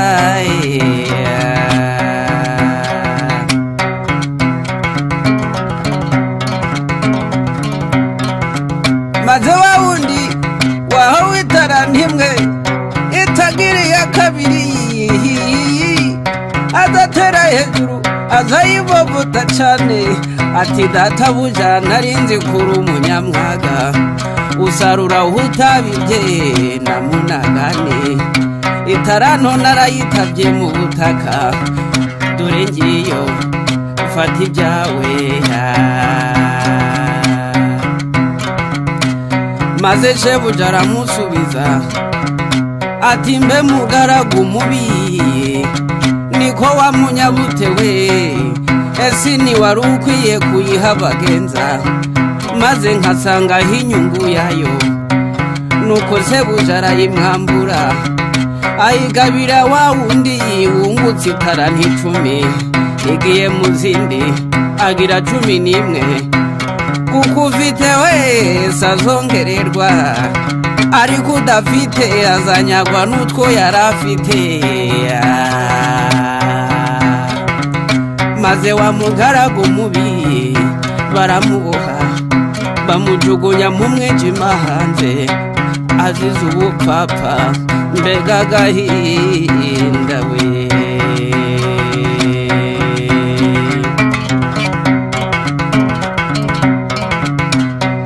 itaranto yawe yikoreshe neza igira umumaro mu gihe gikwiye itaranto yawe yikoreshe neza igira umumaro mu gihe gikwiye mbese gufasha abakene gusura abarwayi ibikorwa by'urukundo gushigikirana imirimo myiza igihe twahawe aya mafaranga nizo tarantu twasigiwe ngo zigire umumaro igihe tukiriho itarantu yawe ikoreshe neza igira umumaro mu gihe gikwiye itarantu yawe ikoreshe neza igira umumaro mu gihe gikwiye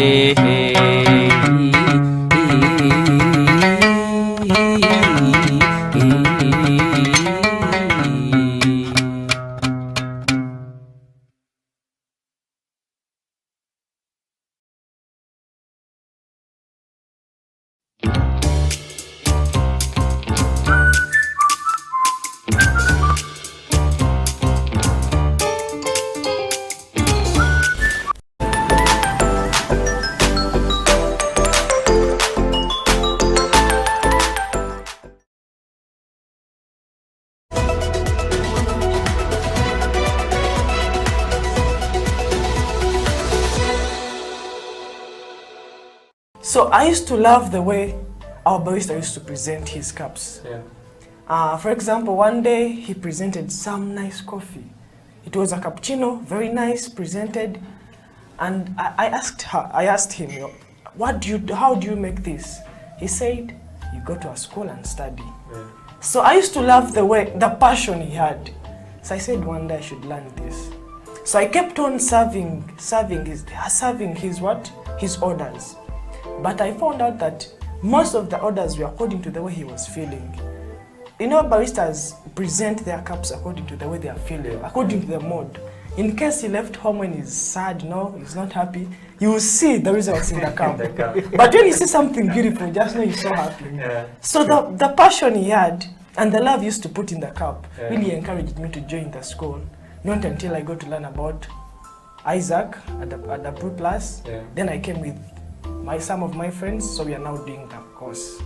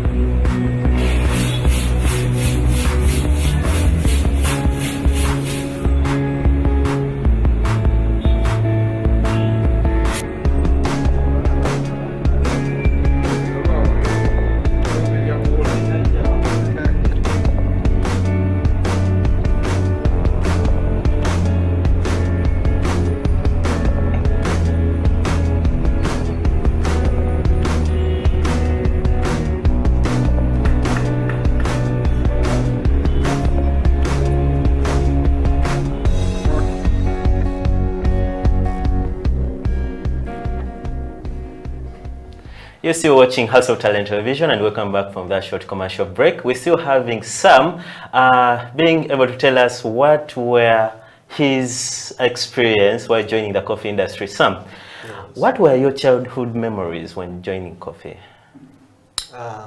Actually, I didn't know about coffee when I got done with my Form 6, I had a very different dream. I wanted to be a preacher. I wanted to preach the gospel. Pastor. Yeah, pastor. Apostle. And farming, farming as I preached the gospel of Christ. So when my brother introduced me to Barista House, of course, at first I didn't have this love and passion for coffee. My mind was all about getting the money, you know, as a youth, you know, buying good stuff, some good phone, clothes, you know. So in the process, I actually fall in love with coffee. I loved coffee. I learned a lot, and I preached coffee. To different people. You preached coffee. I preached coffee. Okay. And people got to know coffee, because me, as I was at the station, they could give me a steward to hold me, but I could teach them. Yeah, I could teach them, and when I was resigning, I could leave them to head. Can we say that your memories of being, or your dream of being a pastor, when you got into coffee, you forgot totally about being a pastor or becoming a pastor? No, I didn't actually forget about, you know, I still have this dream in me, but coffee became part of me. It's like putting on a cloth in life that you'll never get rid of. So coffee became part of me. Of course, I'm still chasing my dream, but coffee is already part of me. Yeah. How's the dream coming? The dream will come. It is still on the way. It's still on the way. It is still on the way, and I believe I will fulfill it. Yeah, but so, now coffee is part. It's part of it. Yeah. So what was like the real motive of joining coffee? Was it preaching the coffee? You know, here on the show we call it the coffee gospel, or it was just because of getting money? Actually, it was. At first, it was because just of getting money. I wanted to get money and do some other stuff, start up a small business and leave coffee. But as I went on doing baristaing, you know, doing coffee, studying more about coffee, I got in love with coffee. So I do preach coffee. I hold people, you know, reach Barista Brew Plus, because these days I no longer send to Barista House. Brew Plus is much better, and it is helping out, you know, guys out there. So I send my friends there for more knowledge, and they are happy. They are working. You get the people I trained. You know, at the station you can't fully train someone. You train this person, and you know, forward this person to Brew Plus for more training. How long have you been a barista, Sam? I've now been a barista for 4.5 years. Because training, 1.5 months, if I remember what you talked about in the first segment of the show, and now they were talking about training other students. How do you do all this as one person? Actually, in my life, I've been longing so much to hold. I want to hold. I remember one day I was training a steward at a Sleek Place. It's a restaurant and a bar, and one of the workmen came and said, "Sam, aren't you afraid that you're training this guy? They are giving him less money than the one you're earning. Aren't you afraid that you'll be fired and this guy will be replaced?" You know, I was like, I don't fear to be fired. Actually, I've never been fired. This is what I've been doing since I started, and I have to keep on doing it. You get. There are people out there, they are suffering, and coffee is here. If you get to know coffee, you're good to go. Be it abroad, you know, coffee is a very high demand. When you get to know coffee, employment opportunities are higher compared to other short courses. Yeah. Talking about coffee being here, today on the show, we said we're going to be dissecting the topic of how these coffee houses and baristas are going to cope up with full opening of the economy. And that's something you need to share with us on our social media platforms. That's at HTV1 Uganda, on Twitter And on Facebook, that's at House of Talent Uganda. We're streaming live on Facebook, so go deep down there and put your comment and tell us how, if you're a barrister, how are you going to cope up with extended hours of work? And if you're CEO or coffee or house owner, tell us, like, how are you prepared with these hours of work? Sam, yes, please. Baristas who are working in these coffee shops have been down like for 2 years. Some have been laid off, some have been working for some limited time. How are these baristas going to cope up with the added time that is going to come with the full opening of the economy? To the other hand, it is going to be hard, most especially for the baristas in these small cafes, because these people, trust me, I've been in some of these cafes. They are not willing to give out shifts, and they overwork junior baristas to an extent of, you know, making them lose this morale, this coffee morale. Because some time back I had a friend, he was employed in, he was actually my neighbor. He was at Zarif, I was at the coffee cafe, and this guy could work from morning to midnight, or to midnight or to 2, you get, and you have to come back in the morning and prepare the mission plus and all that. So the guy actually, after leaving the place, he was like, I will never work again in Uganda. The experience made him hate working in Uganda. That experience made him hate Ugandans, you get. Isn't that what we call exploitation of workers? That is what most cafes, most especially these small cafes, are doing. And they are making these young gentlemen hate our industry. You know, someone can't work from morning to closure, yet you're expecting him to come very early in the morning the other day. You get. And you'll find out that most of the baristas these days who join Brew Plus come to study to move abroad because of such incidences. And I don't blame them. Me, myself, it has ever happened to me. I used to work like from morning to midnight at times, you get. And the boss, when you come back a bit late the next day, the boss, you know, becomes so rude, as if you have committed a very big crime, you get it. So this will affect people. Yeah. And most, especially these people who are in these small cafes that are struggling to catch up, yet they are not willing to provide what is needed for a cafe to catch up, you get it. How did you deal with that whole experience of like working for long hours and the boss would be bitter when you come in a little bit late? It was actually a very hard experience. I worked for like 6 months. Then this time round, I did not even write a resignation letter. Just left. Then they called, you come back and we talk, come back and, you know, we sort it out, we get you a helper. You were good. You know me, I'm a very patient guy with bosses, but when it's too much, I leave. And I've done this to 3 different places, 3 different restaurants. I won't mention them. Yeah. You've set up different places, different restaurants, different coffee shops. Yeah. If you would be in the shoes of these CEOs, these coffee house owners, how would you prepare for such an opening of the economy? Like, how would you prepare for this opening of the economy? Like, you've been working from 7 maybe to around 5 or 6, but now you're going to work from 7 up to around maybe midnight or 10 p.m. I'll have to look for, most especially these people in production, the people in the barista section and the kitchen. I'll look forward to giving them shifts, because these guys do work and they are not like people in service who always work and get some tips. They don't get tips. So I would employ more people to come and help out to ease work, because since the government is opening, we are going to expect more customers. Back then, clients used to worry because of the curfew.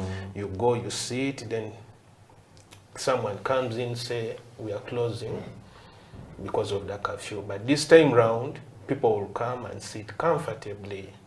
And we are expecting big numbers of clients, not like those days where people used to fear the old people could not move out because, you know, old guys were dying more than the young people because of the virus. So we didn't see much of these old aged people in our restaurants. They were in that fear. Instead, we could deliver to them. They could give a call, you deliver, you give us scurry. Delivers. Yeah. So this time round, we are expecting big numbers of people, but to prepare for them, we need to work on the production side in order to provide and not to overwork people. Yeah. Okay, don't leave this conversation for us, guys. We're having a conversation about the full opening of the economy and the fact that in the coffee industry, various people are opening up like to more working hours. So get to our Twitter platform, our Twitter handle, tweet us and let us know how would you deal with the full opening of the economy in whatever business you're in. Are you in a restaurant? Are you in a shop? You would be watching the show because it's nice for you, but you don't work in a coffee business. Maybe you have something like a wholesale business selling merchandise. How are you prepared to work for these long hours, and how have you prepared for your workers? Let's talk about an issue of human resource. You talked about employers employing more employees, right? Yes. But this guy will come out and tell you, hey, look, yes, I want to employ different people or more people, but hey, I don't have money. Like I've been working from 7 to maybe 5, but clients have been stopping to come in at around maybe 2 p.m. Where am I going to get this money that's going to pay more employees that you want me to employ? How do you advise such a person? Okay, most of the people that have come up with most of the cafes around town, they always, when you reach these bosses, they're like, we want to be like Cafe Javas. We want to do as Javas does. Not knowing that at Javas, people work in shifts. And actually, I worked for a certain boss. He employed me as a senior barista and at the same time as a supervisor to train the team. Then he was giving me some good money. I was like, yes, you're giving me good money, but are you going to get someone else to hold me out? Because I'm a barista, yes, I have a steward, but at the same time, I'm a supervisor. This is overloading me. You get? I'll need an assistant. He was like, no. Keep on pushing. Then with time, I shall get someone. I shall get someone to help you out. It became a song. You get? So the advice I'll give the CEOs about what is going, the country is opening, get some junior baristas. They are not so expensive since they have just joined the industry. Give them good money, not very good, but good money. Give them some allowances. Trust me, these people will work. As long as he's not working for long hours, this guy will work. Okay, this guy will work, but also the point of quality. You know, we've been used to producing a certain quantity of a certain quality in terms of maybe like coffee. You've been producing maybe 50. Okay, 50 for, let me just consider the smaller shops. We've been using like maybe 10 kgs of coffee a week. That's like maybe 1.5 kilos of coffee every day. And now you're going to open up, you're going to have higher demand for coffee. How would you advise this person who wants to bring in much coffee to maintain the quality of coffee that's bringing in?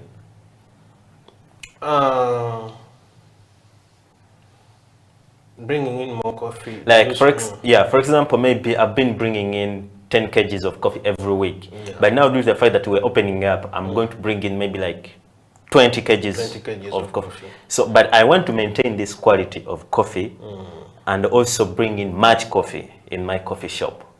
How am I going to do that? You want to maintain the quality of the coffee. Yes.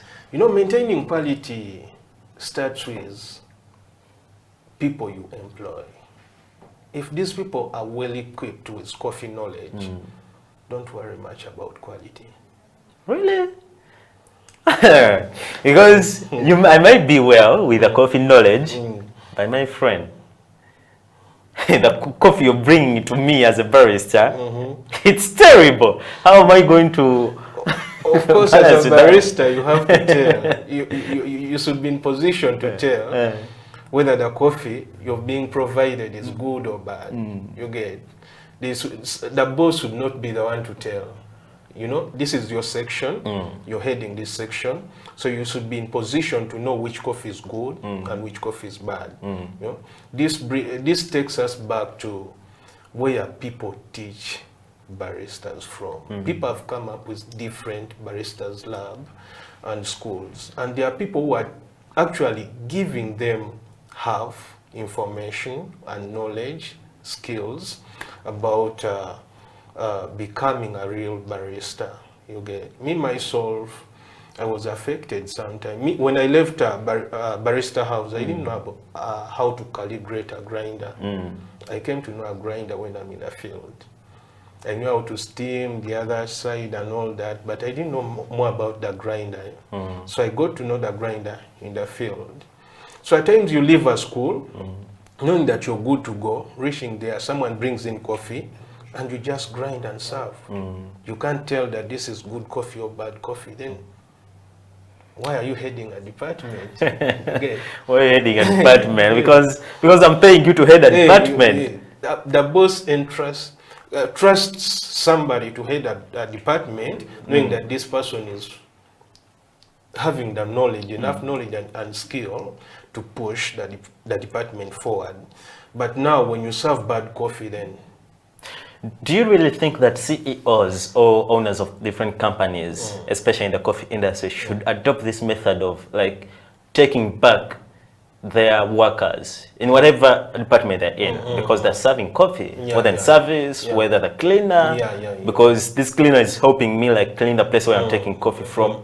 Do you think they should adopt that method of like taking back the students,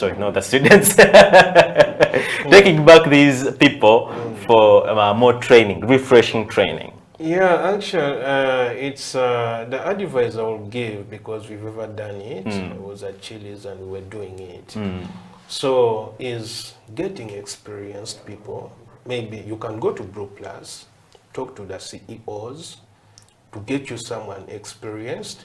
Take this person to your restaurant and train these people. That is actually what I would advise the CEOs to do. You get someone experienced, give him some money. It's not much money. You get?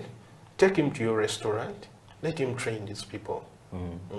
Okay, if you're a CEO and you're glued on this show, which is the Coffee Break Show on House of Talent TV, let us know, how do you keep your employees up to date in everything they do? Like, the point you employ them is the same standard they're doing to the level that they are on in doing that specific time. Well, let us know how you do it. This is the Coffee Break Show, and my name is Amon Mukisa. We're going to go into a short commercial break, and up next is our brewing session that we shall be having with my colleague right here. Don't you go away.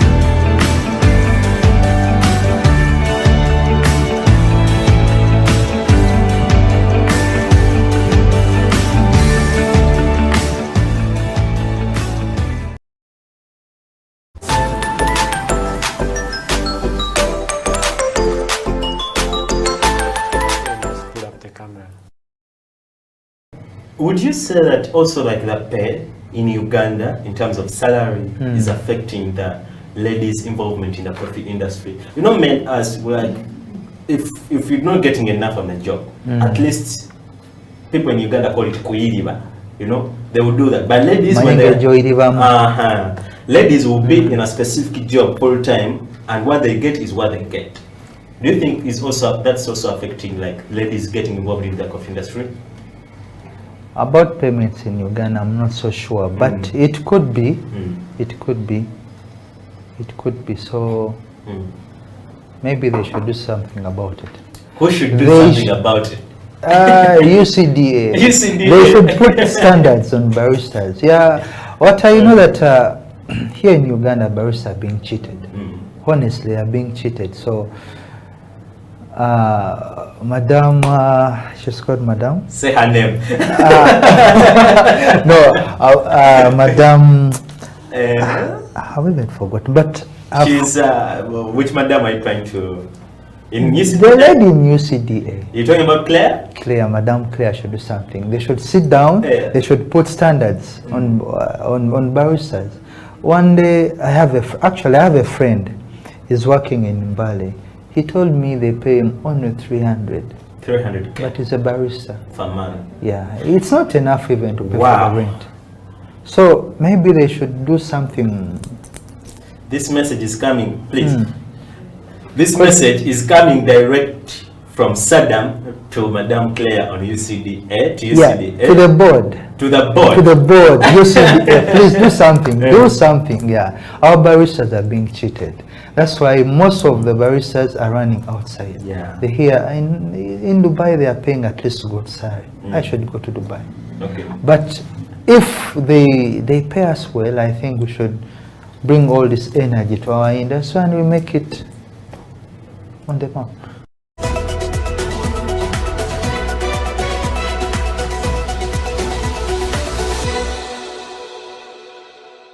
You have to know each equipment. You have to know the brew ratio. Actually, brew ratio is I think the most important. Brew ratio now most people may not understand.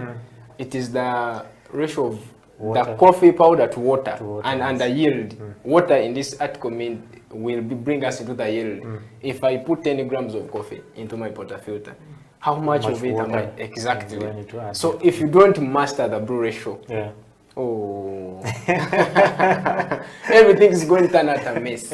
You understand? Even if you know that knowledge and you don't master the brew ratio.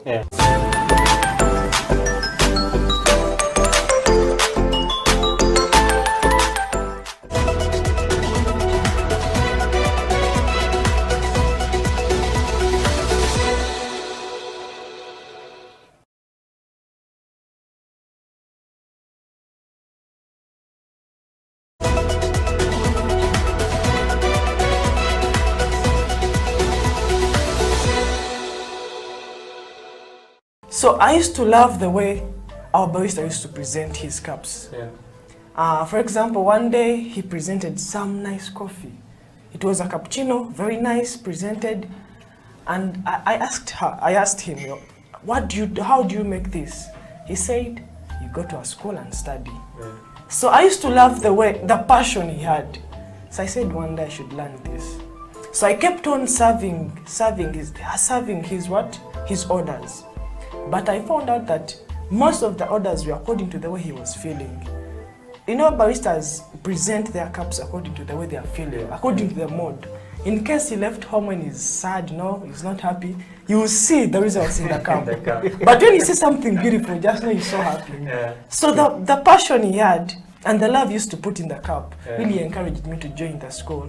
Not until I got to learn about Isaac at the Brew Plus. Then I came with some of my friends, so we are now doing the course.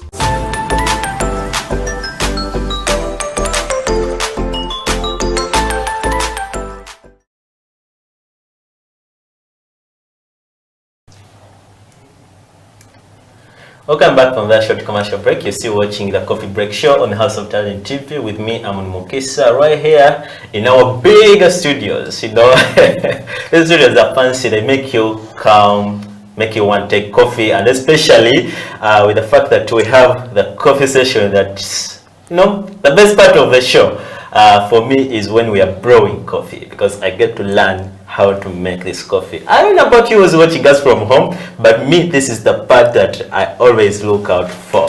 Sam today is going to help us like brew or make for us a French press. Yes, I know we've had many baristas, many coffee makers come here and make a French press, but there's someone who tweeted us and he was like, you know what, guys? Yes, I've watched all these episodes that you've done about the French press, but I really want you to do it one more time for me in one weekend. And here we are. We have the big guy right here ready to make for us the French press. Sam, yes, please. Are we ready to make the French press for our dear viewers? Very much ready, sir. Very much ready. Yeah. Here's the floor for you. Tell us what's it all about that people fancy French presses, what type of coffee it makes, and in what method, all that kind of information. Okay, a French press is a manual brewing equipment, and every manual brewing equipment comes out with the result is black coffee. Depending on the way you make it, it may be strong or mild, depending on the client's order or what you want as a passion. So here, actually, we are going to make it in a way that favors people at home, because at home mostly people don't have scales and they do want to take coffee. But when you're making this in a restaurant, you're supposed to have a scale around you, and you're supposed to do some measurements. Yeah. So here, we get our lid, put it aside, you ensure that you put it in a clean place. Then we preheat our press. It's a good thing that you talked about the way that we're going to make this French press. It's more of like a home-based way, whereby you don't need a scale, don't need a kettle, because now we have a flask just with hot water, and we're going to make our coffee. What I'm doing helps to kill germs and also to preheat our press. Then when you're done preheating, in case you have a scale, maybe I will talk about the scale side when I'm done with this. Then you can get your coffee powder, grinded coffee powder. You can for me I'm going to use 2 spoons. Okay. Yeah, 2 spoons of coffee powder. Why would you opt to use 2 spoons, not 1 spoon, not 4 spoons, not 5 spoons? Because I want it a bit stronger, not so strong, not so mild, but a bit stronger. Okay, because the more coffee you put, the more stronger it will get. When you put less, the more mild it will get. For the benefit of our viewers who are watching, how big is that spoon in terms of measurements? This spoon is these are like 7 grams. 7 grams. Yeah, 7 so if you're grams. doing 2 spoons, we're doing around 14 grams. 14 grams of coffee. Okay. Yeah.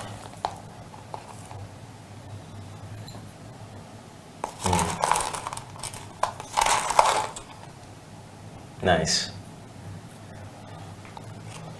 Does the grind size matter in a French press? Yeah, it matters a lot because the grind size has to be slightly coarser compared to other manual brewing equipment. Okay. Yeah. So it is supposed to be slightly coarser. So after you're done with the powder, you get your water.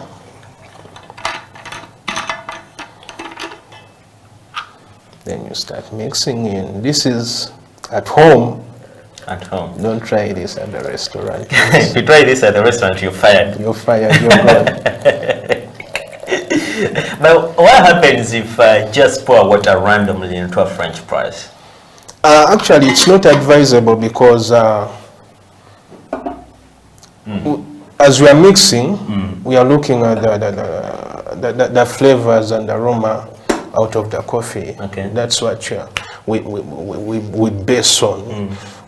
Coffee, it's not all about taking, you know. You have to, to get the flavors the aroma, at times the acidity, the smoothness of the coffee. You have to feel these things as you're taking the coffee. You get. So I see you've covered the thing. What's the point of covering the coffee after pouring water? Actually, when you're immediately after putting in the powder, you pour some little water to dampen the beds of ground. Then after some very few minutes, you continue with the pouring. In case you have some measurement around, you keep on continuing. After you're done dampening, you open your lid. Then the minutes, because I first poured, then I waited for some minutes. These minutes help us helps this coffee to go under dampening process and to bloom it. You get? We do this in order to achieve the flavors, the aroma, and the smoothness. Then we can continue with the pouring. You know, here we're having a conversation and we're giving out this information to our viewer. If you're in the office, if you're at home, and you're following the steps that Sam is showing you, is it that the time you've taken, like, because you've taken some time talking to me, is it allowed for the person who's at home, who's in the office making this French press, to also take that time, or there's a specific time that you take while making this French press? The person at home? Yeah. It is allowed if he's actually a coffee taker, because it's not all about taking coffee, as I said. You need to get these flavors. You know, there are people who take coffee just because they were being told to take coffee. You get, and after taking, they say, "Man, I'll never take that shit again." They call it shit at times. Sorry to use that word. I know. The thing is too bitter. Coffee drinkers don't like bitter coffee. You know, like bad tasting coffee. Yeah, they don't like it. So after tasting, you know, it helps us, as I said, to gain the body, the flavors and the acidity, the smoothness of the coffee when you're tasting it. So the more time the coffee sits in a French press, the more sweet it becomes, or the more bitter it becomes? The more time it sits in a French press, like for example, you see I've not pressed it down immediately. I'm allowing these particles to settle at the bottom, you know, and I'm preventing a client, because this, if I'm to serve it to a client or someone at home, to take coffee while having some particles inside, then the more sweet, of course, it becomes. You'll feel the sweetness in coffee, and you feel this aroma and the flavors. Okay. For the person who requested us to do a French press on the show, I hope now you've seen what you need to do step by step for you to get a French press at home. If you're doing it in a coffee shop, just theoretically, take us through the process you have to do to get a good cup of coffee using a French press. If you're doing it in a restaurant or a cafe, you're supposed to have the following equipments before you come up with this. You have to ensure that you have a timer.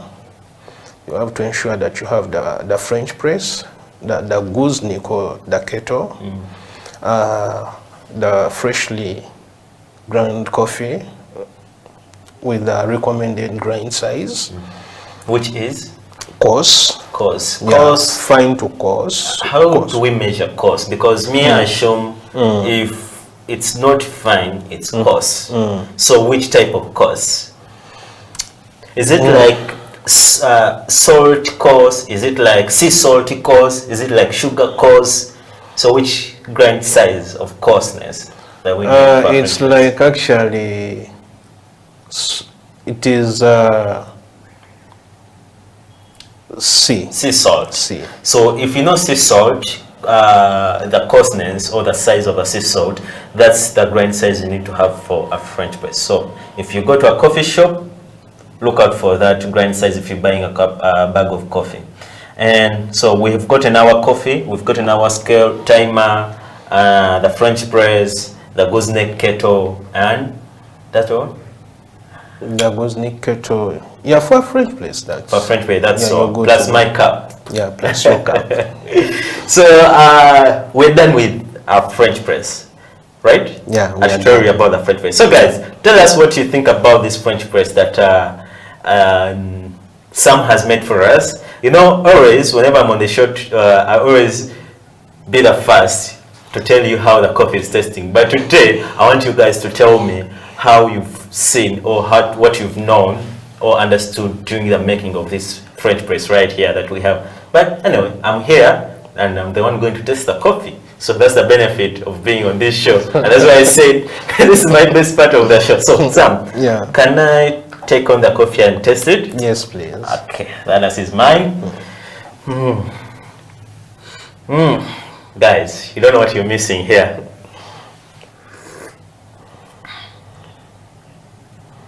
One more sip. Wow. It's a very, very nice cup of coffee that is smooth, balanced acidity, the body is not that harsh on my tongue. So I would say I would take this coffee in the morning, I would take it in the afternoon, but I wouldn't take it in the night. Yeah, so it would start my day because it's not that strong, it's not that bitter. So it would start my day, it would run my day, but wouldn't run my night. Sam, thank you for giving us this tutorial right here. And for those who are watching us on House of Talent TV, I have some guys that are watching us via Twitter. I see Bright, what's this name? Bright Sereka is watching live on Twitter, and I see Saddam Chivi, who hosted here, is also watching us via Twitter. And also, you could also follow us on our Twitter handle, that's at HTV1 Uganda, so that you get to watch this conversation that we're having with Sam. Sam showed us how to make a French press if you're at home. He showed you how to make that French press, but he also told us theoretically, if you're a good barista, what things you need to have when you in a coffee shop or restaurant, what you need to have to make a good French press for a client who has asked for it.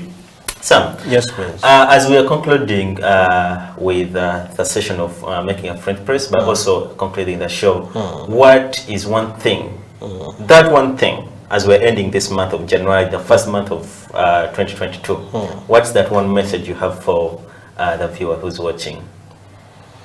Guys out there, I don't know, me, I'm a born-again Christian. I will urge people to pray, to come back to God and, pray, because what we've been through wasn't easy. So get back to God and pray. Yeah. Is that all? That get back to God and pray. God is everything, you know. If you don't have God in your life, you don't need, I think you don't deserve to live if you don't have God, because God is the maker. God has given us this coffee. God has given us this whole space of teaching people how to make coffee. And has let Sam come here to tell us more about coffee and his experience in the coffee industry, right, Sam? Yeah. Otherwise, how do people follow you, like on Instagram, Twitter, Facebook? Because they would need to know more about what you've been talking here. Yeah, actually, my phone got a problem, but I'm still working on it. So Twitter is like Sam, something like that? Yeah, Samuel, Apaga Samuel.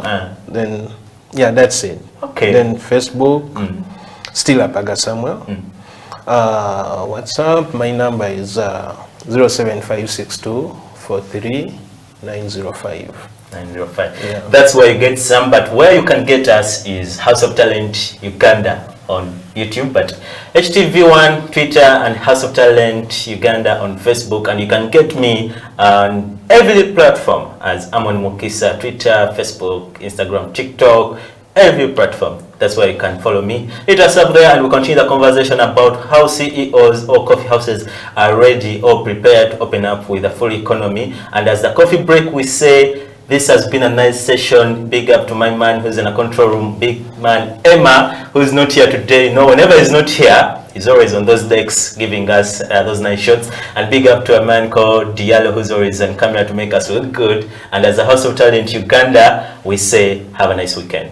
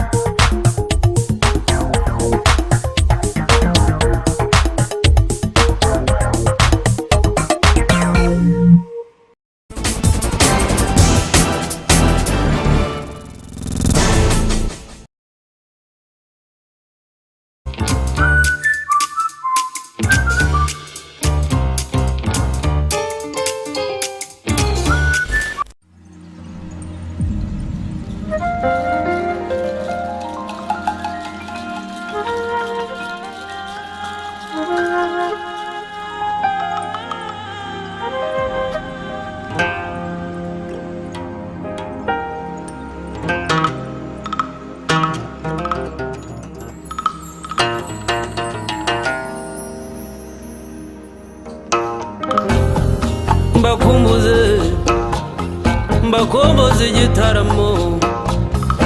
igitaramo cy'iwacu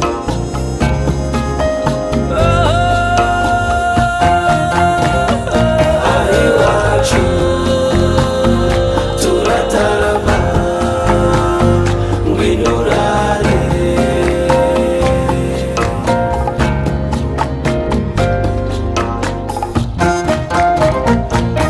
iwacu turatarama ngwino urare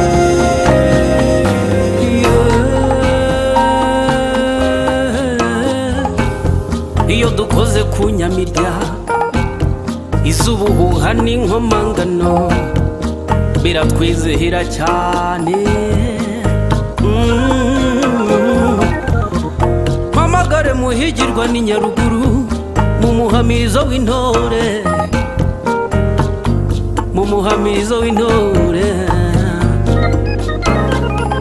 Sebaganji babukwege aseruke mu byivugo byiza mpamagare Sebatunzi ayihere mu miyuki akubwira inahana batatu yaruta mu kinyange cyarutiruka mu bakemba tugutaramiye kandi uzagaruka iwacu turatarama ngwino urare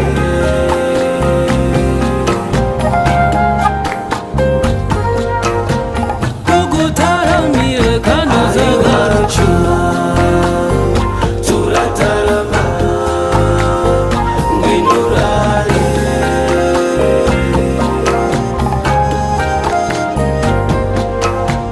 tugutaramiye kandi uzagaruka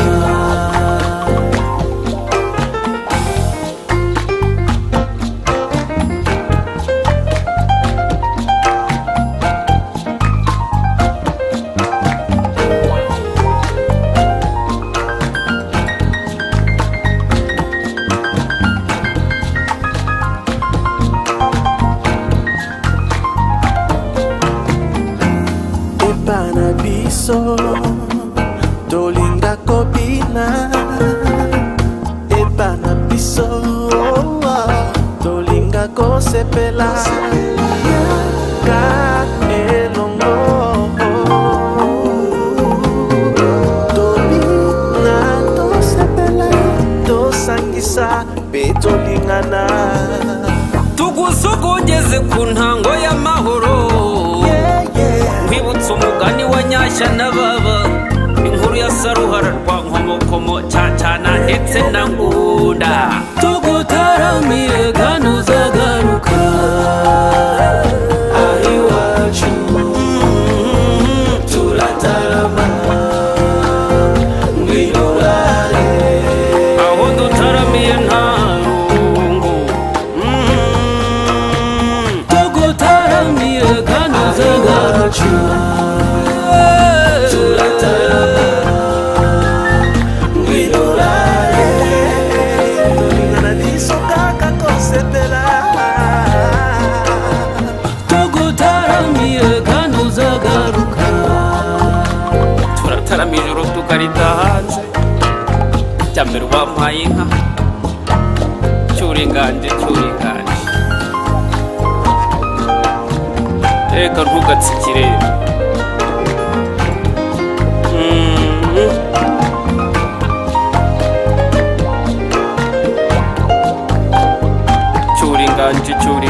cyuringanje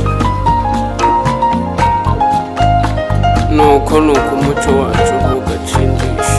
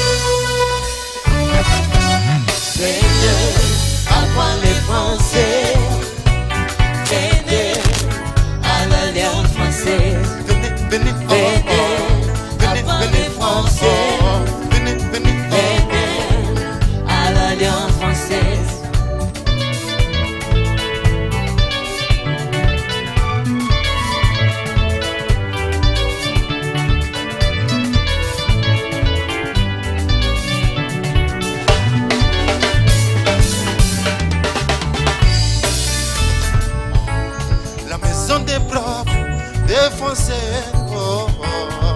C'est l'Alliance française. La maison des profs, des Français, c'est l'Alliance française.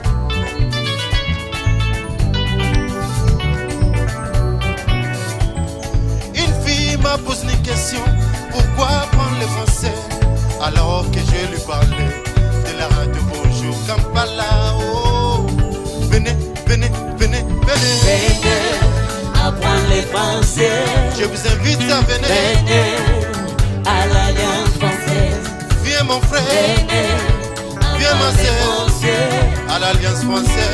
Venez à l'Alliance française. Venez, venez, venez apprendre les français. Venez à l'Alliance française.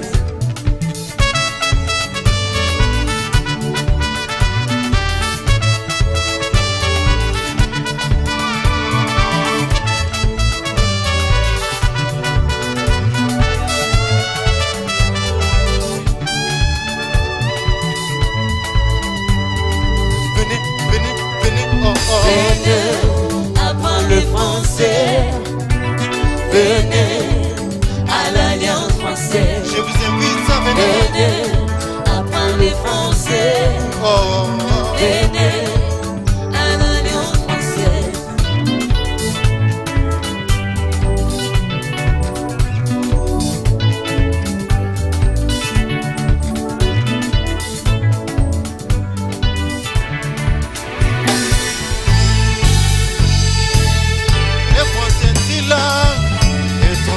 La plus largement appris après l'anglais. Les Français disent langue étrangère, la plus largement appris après l'anglais.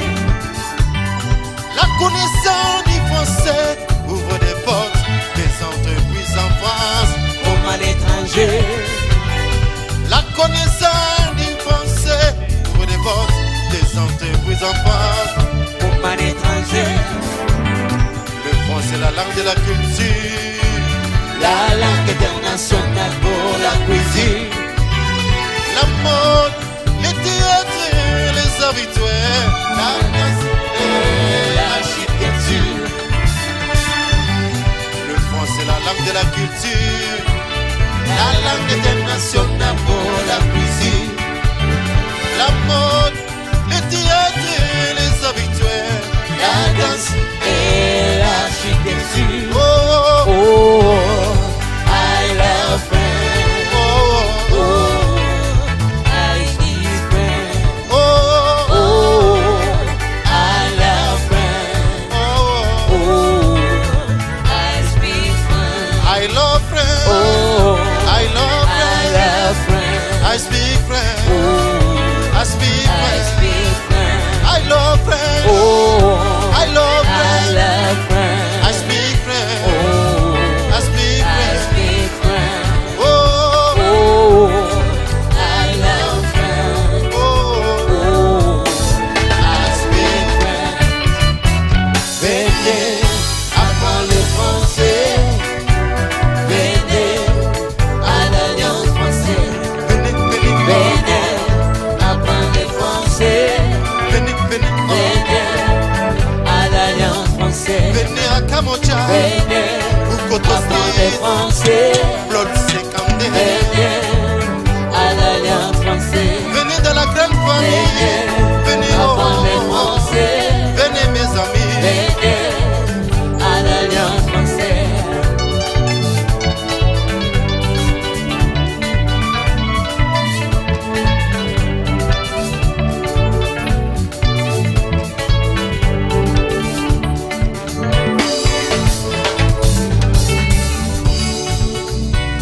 Molière, c'est l'idiot Nambafi. En face à pareil à Nakamura. Pourquoi tu penses que les Français tirent là international? Que tu sois fondé autour du four du plaisir. Dis-moi le monde d'un est là, en pleine évolution. Venez,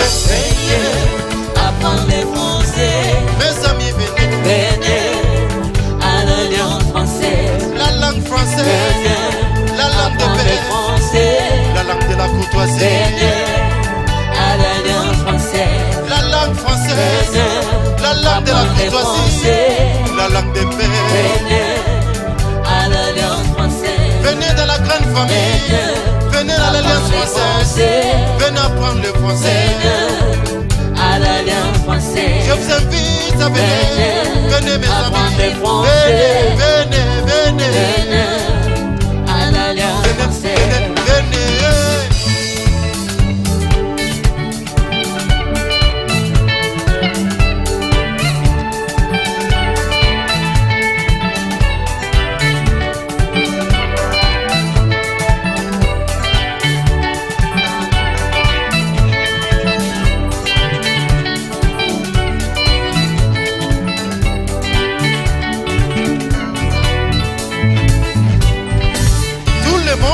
Parlez français, Parlez français, parlez français, parlez français.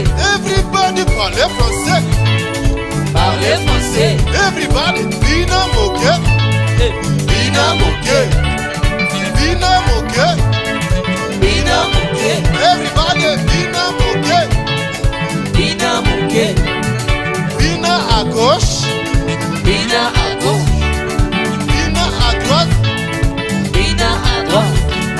Bina devant, Bina devant, Bina derrière, Bina derrière, Bina devant, Bina devant. Parlez français, parlez français, parlez français, parlez français, parlez français. Venez, apprendre le français. Venez à l'Alliance française. Je vous invite à venir, venez apprendre le français. À Kamochao, venez à l'Alliance française. À Bukoto Street, venez apprendre le français. Venez, à l'Alliance française. Si tu veux parler français, viens à l'Alliance française. Si tu veux parler, à l'Alliance française. Si tu veux entrer dans la famille, viens, français. Viens, à l'Alliance française.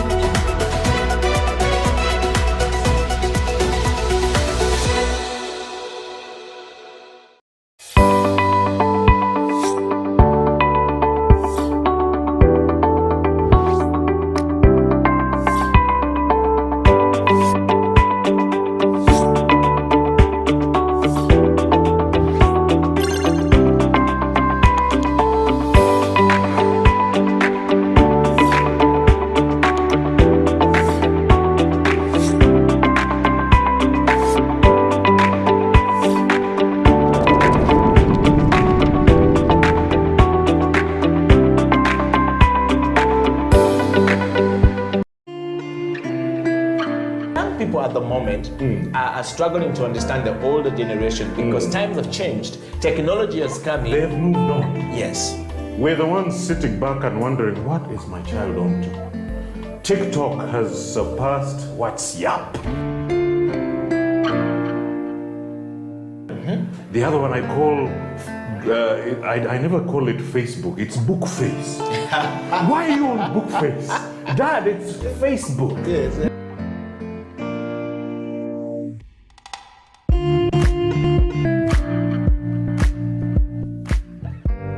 Me, I keep saying, I have a foot amongst the millennials. Yeah. And I understand the traditionalists. Okay.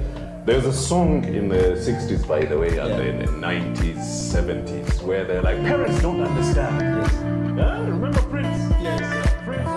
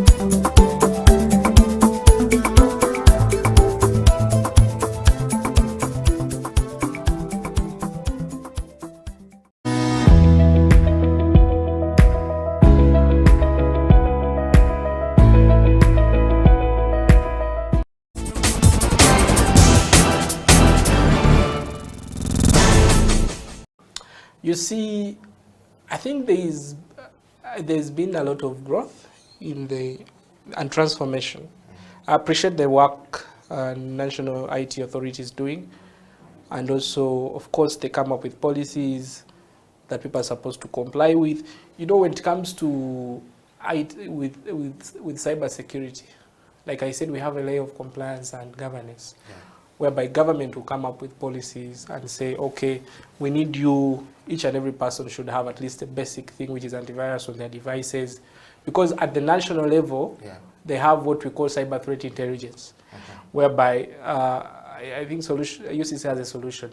Because I remember I was involved in that tender for procurement of a cyber threat intelligence solution, whereby we could be able to identify this is the new attack, it's coming from Russia, it's attacking our bank here, then they could be able to block that traffic at a national level. Well, the government is doing something. But then also, as individuals, like I said, we need to also be vigilant. Because the government will not be able to understand which new VPN client has come up, or which new VPN solution has come up, probably because they will not know. But for you, go ahead and download it and install it on your device. And then you try transacting. You actually go to, then you say, oh, I've stolen money from my account. Oh, my information was stolen. Oh, I see nodes on social media. People steal nodes from people's devices and actually they ask for a pay. Someone says, if you don't give me $100,000, I'm going to publish your nonsense on the cyberspace. You know? So people need to be vigilant. But of course, the government is also doing something.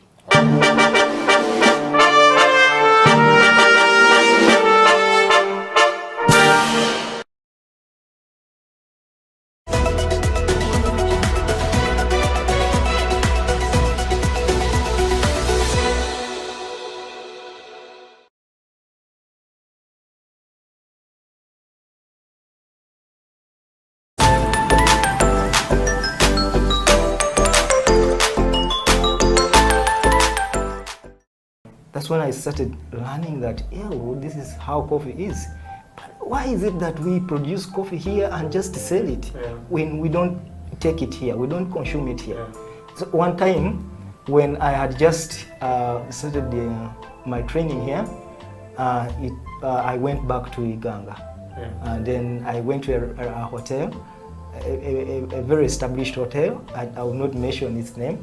Then I wanted to see if I have people that know about coffee in hotels, because I knew maybe probably big hotels serve coffee.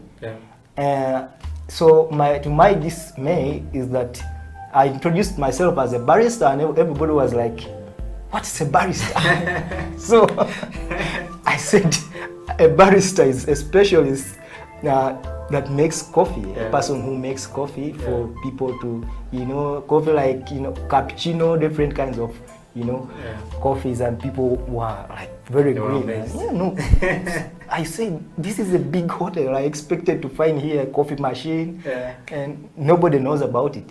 So it's, I think, incumbent of us to really transform this entire community, the entire country to, coffee, to learn about coffee, and also to, give them the advantages of coffee, teach them about coffee, and then later on they maybe consume it, rather than just selling it.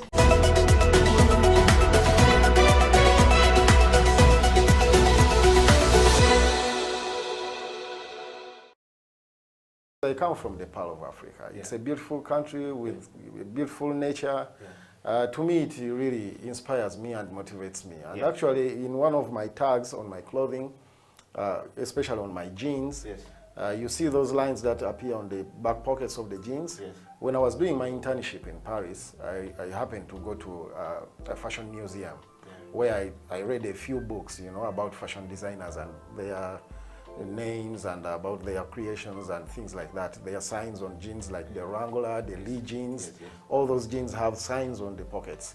And before I went to Paris, I was doing that already because I was drawing my inspiration. I used to love geography. Yes. And the Ugandan, East African geography was really very interesting to me. Yeah. You know, knowing that I come from the Great Lakes, East African Rift Valley, Yes. that's why you see those lines on my jeans. Wow. I brought two theories because they are just theories about the creation of the Great East African Rift Valley. Yes. So I put those. So it's the nature and the music that really inspires me and motivates me. Wow.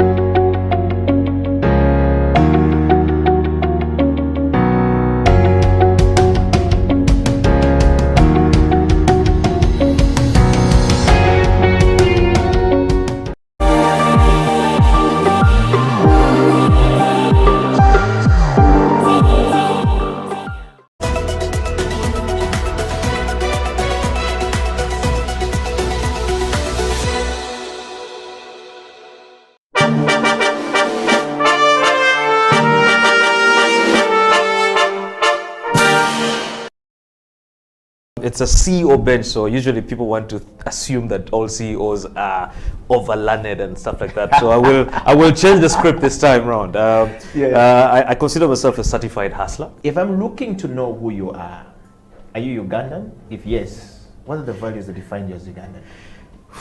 That's the easiest question I think to answer.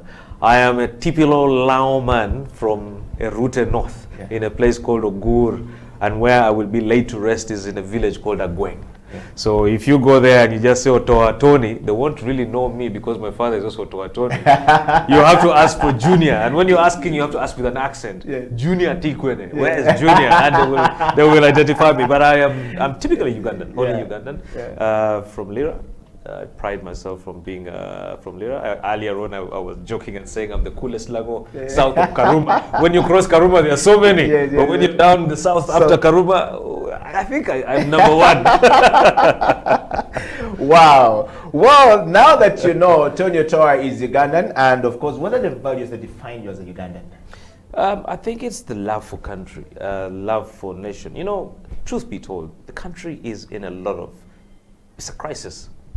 Leadership crisis, economic crisis, social crisis. There's so many mismatching areas. But at the end of the day, it's home.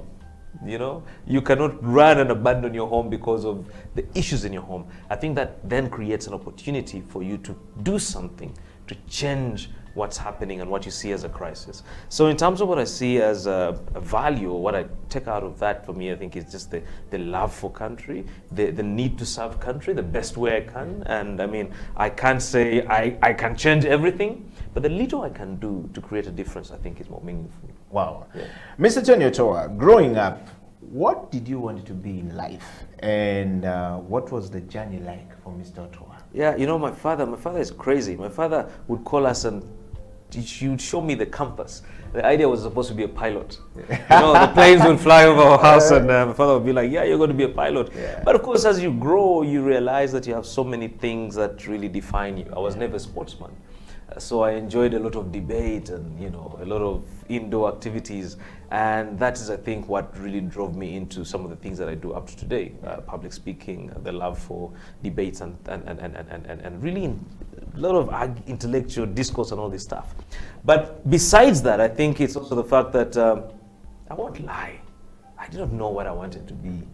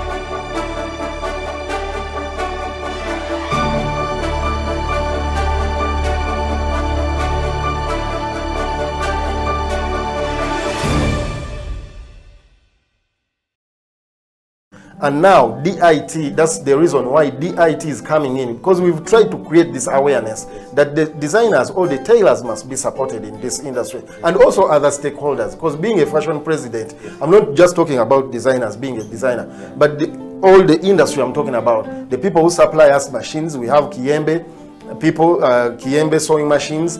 We have the people supplying us with fabrics. We have people teaching. We need journalists, people who can talk right about fashion, present nice pictures, not the pictures that people aim at, taking knickers for the models. Yeah.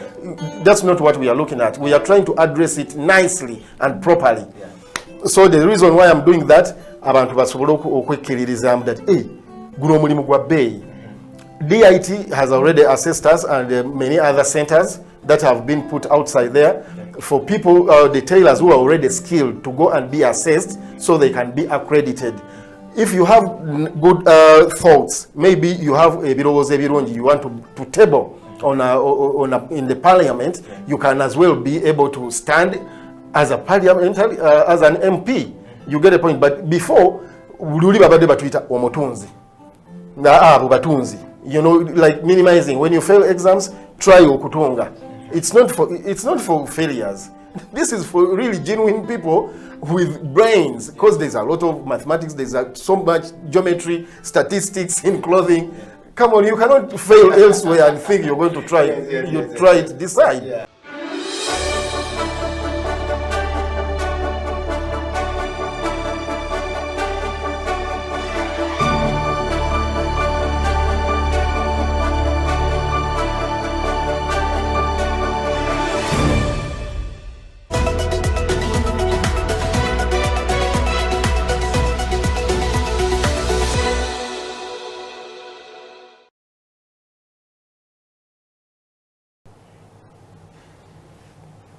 Welcome to the Creative Industry Talk. My name is Eddie Okela on this fine particular day where we get to discuss, the performing arts in Uganda, all across Africa, and of course, looking into the new Africa-France relationship. What does it really mean to the performing art? Of course, we are going through, the series of discussing the new French relationship with Africa, or the new Africa-French relationship. I don't know which one the other one makes sense, but yes. And of course, to join me in this discussion this morning is a resident panelist. He was here last week. He broke quite a number of things down for those of you who are creative and in the creative art industry. Faizo Chiwewa is the founder and artistic director of Bayimba Cultural Foundation, straight out of Kampala to the rest of the world. Is the foundation doing great stuff? Bayimba for many of the festivals they've been holding all these years. And of course, Faizo is more qualified to be part of this conversation. Faizo, welcome to the program. Thank you, Eddie. Yes, and good to have you here. You traveled from the island back to Kampala this morning. You ran into some very interesting things with the policeman controlling traffic. You are the one driving. How did that go? No, it was good. Things you do for friends, just to get on the show. You are trying to be creative with the... No, actually, you know how it is with the morning traffic on Mukono, Ginger Road. Yes. It's really busy. And then I was trying to be here on time, but, I didn't manage. But anyway, I'm here. Well, welcome back to the program. Thanks. We want to start the program from a very interesting point of view, Faizo.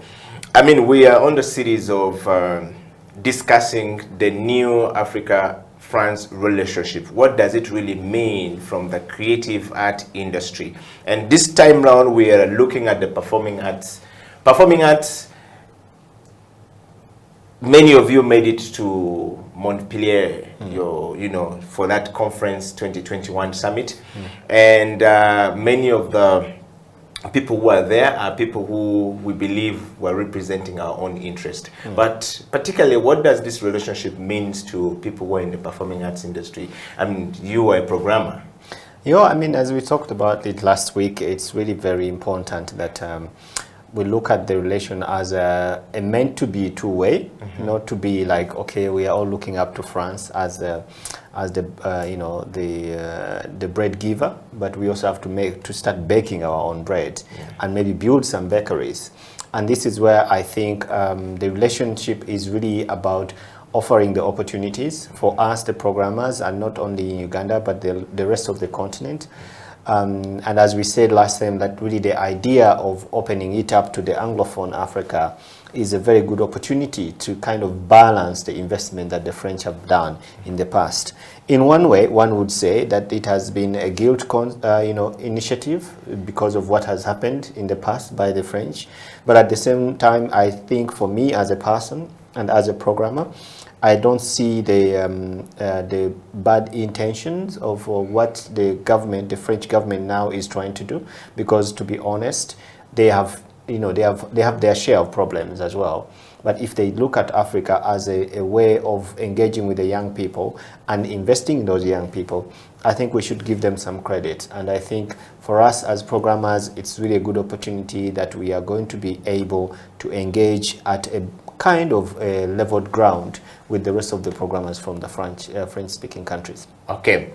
Talking of that, Faisal, Ugandan art, of course, I've been at the forefront of coming up with new things, and we're discussing the emerging and the rising influence of the African art on the global stage and recognition that is coming along with it. What does this really mean from this relationship going forward? Do you think that we're headed to something good? Are we being given the right due, recognition that we need, or the world is just giving us, they say, oh, it's nice, it's good, good, but we're not good. Are we really good that we can now compete on a global stage? I mean, we've been working. When you look at the history of the performing arts here in Uganda, it's had its, Himalaya kind of process, like up and downs. And this was due to, some of the challenges. Some were political, some were social, some have been economical, but also, I think, technical in a way, that most of the challenges we've faced are because our peers are not technically capacitated to take the industry ahead.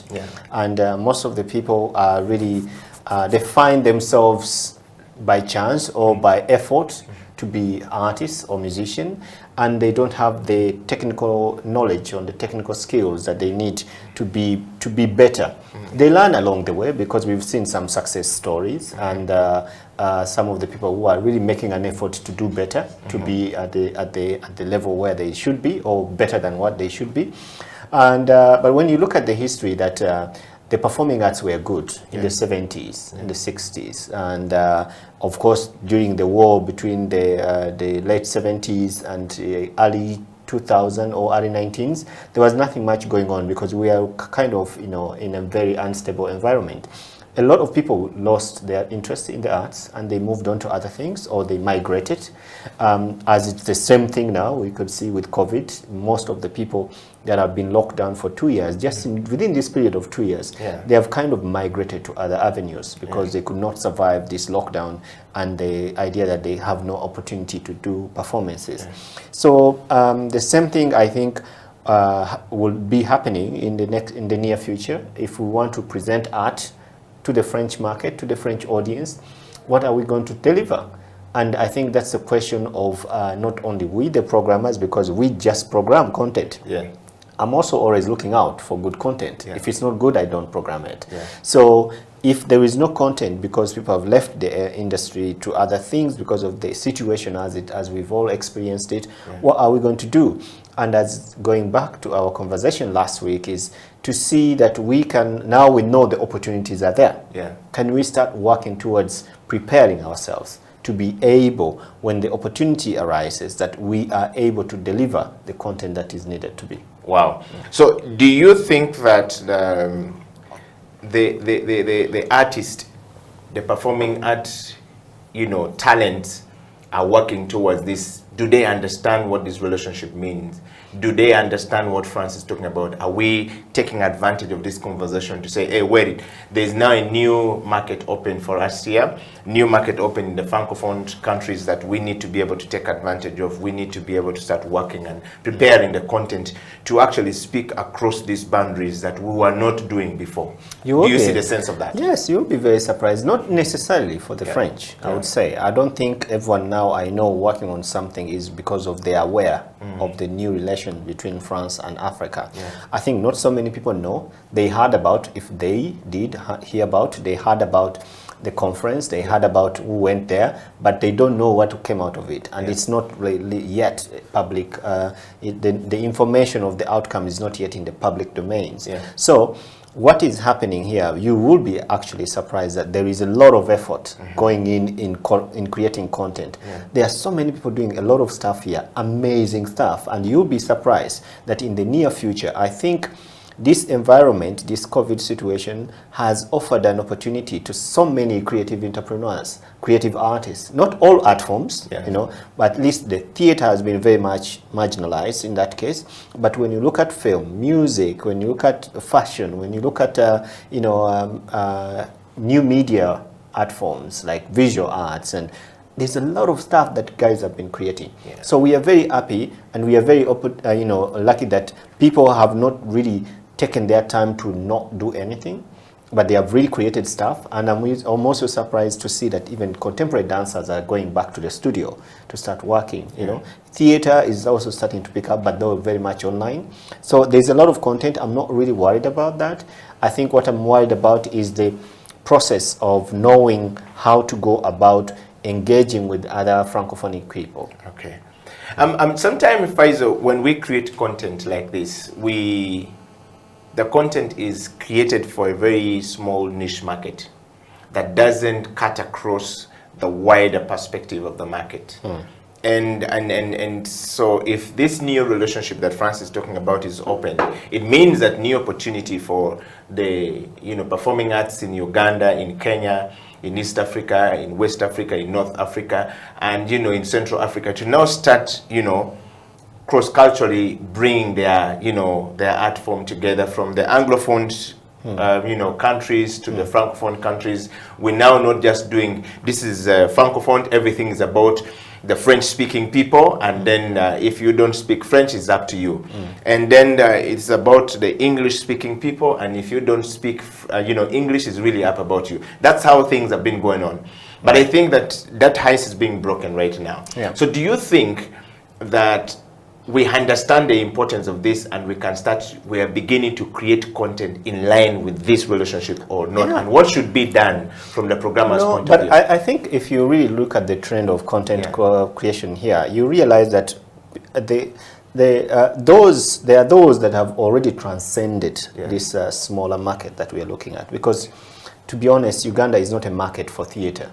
Okay, maybe downtown theater, but when you go to the uptown theater, there's no market for it. So where do entrepreneurs or artists or creators in theater look for? They go to the Sundance. They go to the Sinophonic countries, that is the Chinese, the Asian-speaking countries.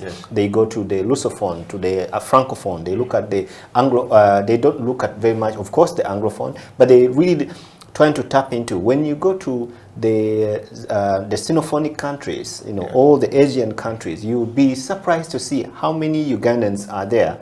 And one time I was very surprised to find a group of friends who were doing traditional dance, this Baksimba, touring China for 6 months, non-stop, like 350 shows. You know?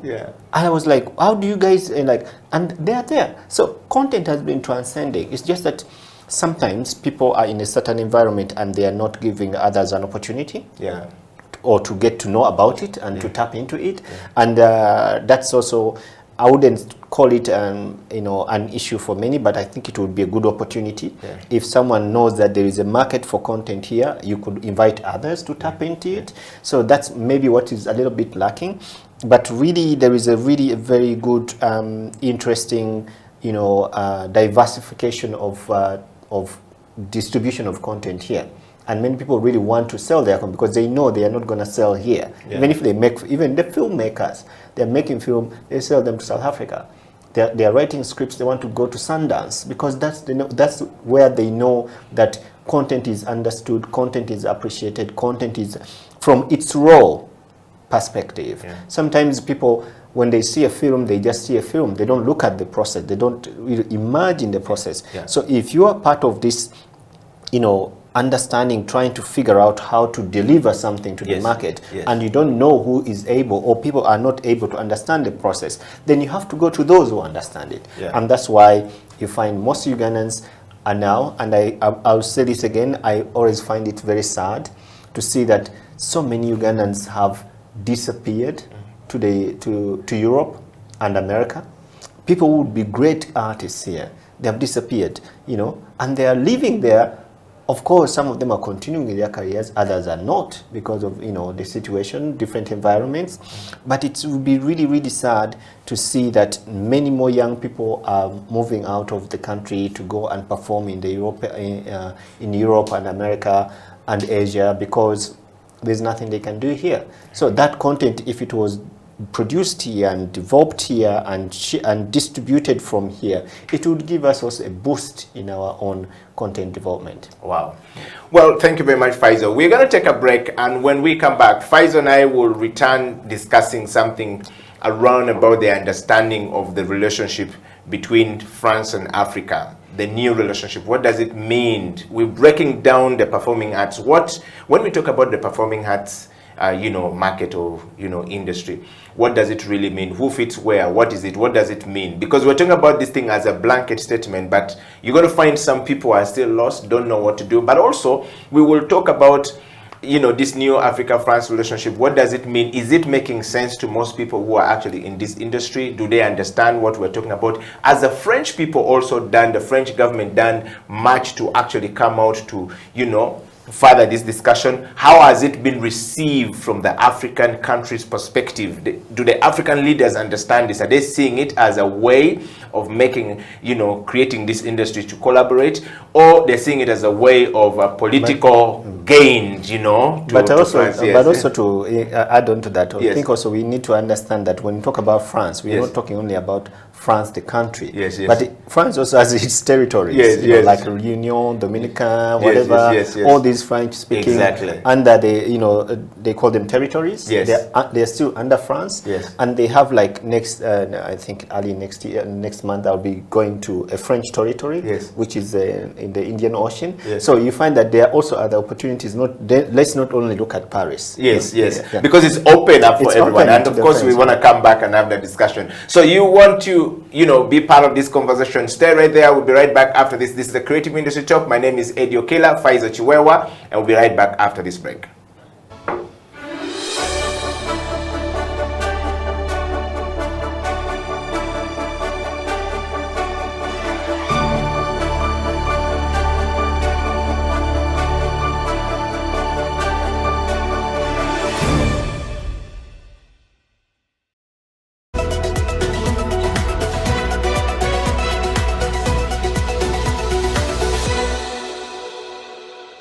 Bubu that cannot stand on its own. Bubu must stand on the foundation of self-love.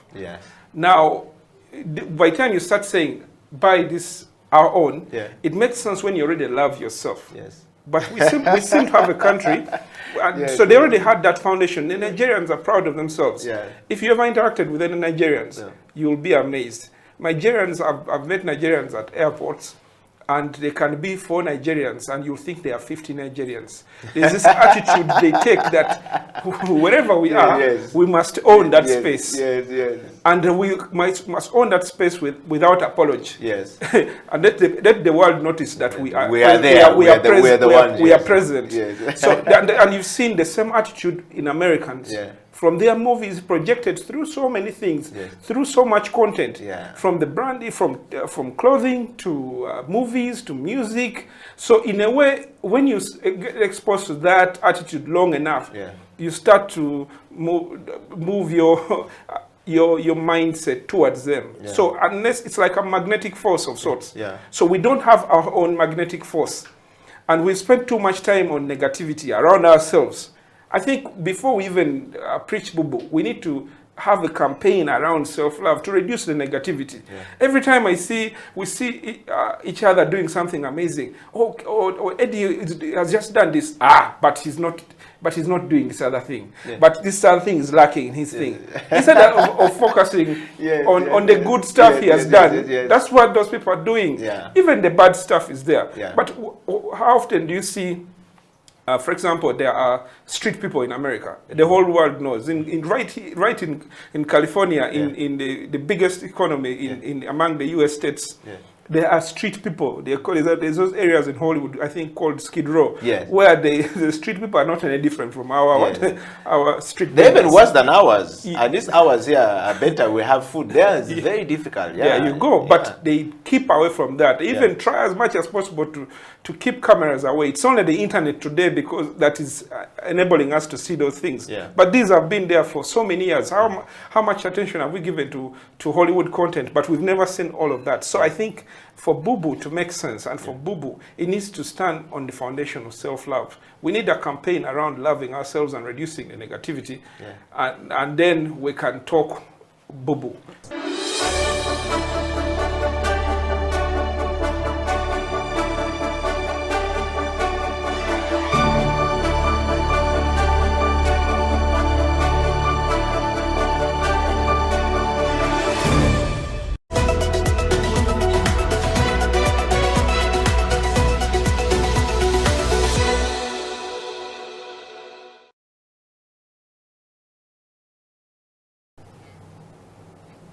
Welcome back from that break. This is a Creative Industry Talk. My name is Eddie Okela, and of course in the studio is Faizo Chiwewa from the Bayimba Cultural Foundation, and we are discussing the New Africa-France relationship. What does it mean? There's a conference that happened in 2021 in Montpellier, and Ugandans attended that. Many Africans, 3,000 people from African continent attended that. And of course the New Africa-France Summit, what does it really mean for Uganda's creative industry, particularly in performing arts industry? What does it mean? Are we taking advantage of that? And of course, we're hosting Faizo today, and as a resident panelist to discuss this. Faizo, welcome back to the program. Sure. Before we went for a break, we were breaking the, are we ready for this new relationship going forward? Is our content being prepared towards that direction? We want to tackle this a little bit more. The French may have talked about this, and at the point where we were going into a break, you talked about the territory is not Paris. It's not just Paris. It extended to where the French, the Francophone, territories, so to speak. Colonies, where people are speaking French, and it is a language. And I've been meeting people from Guadalupe, been meeting people from different other places, the islands, and everybody's talking about this is a good place for us, a good start for us.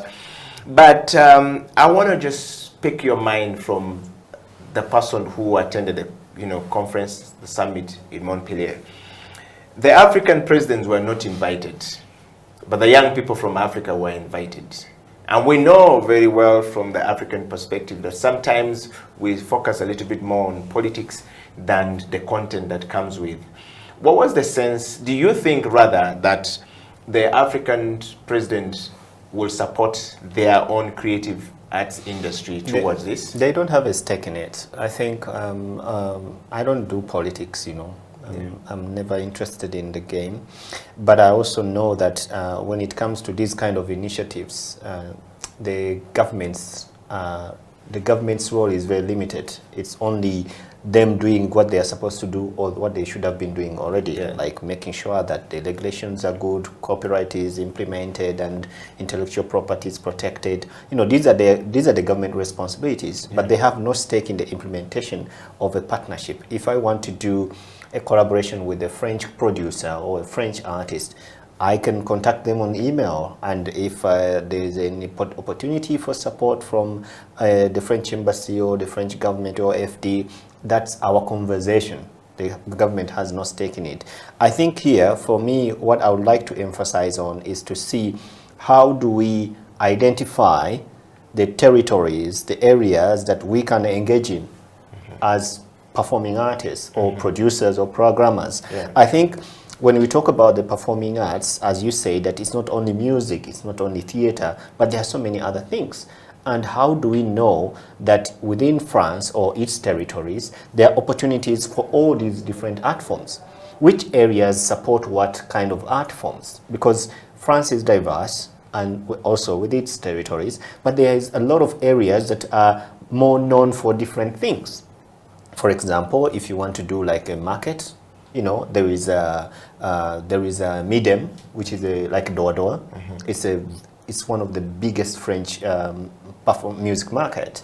And do people know about Midem? Do Ugandan musicians know about Midem?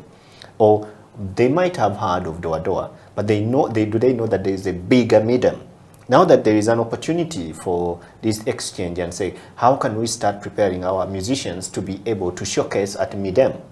Because it's an opportunity, and now they have even opened the African version of Midem, which has been running online for 2 years. So there is that opportunity of us identifying where can we go, where can we take our content. There is Babalmed in Marseille. It's also a big market that also takes care of performing arts artists from Africa.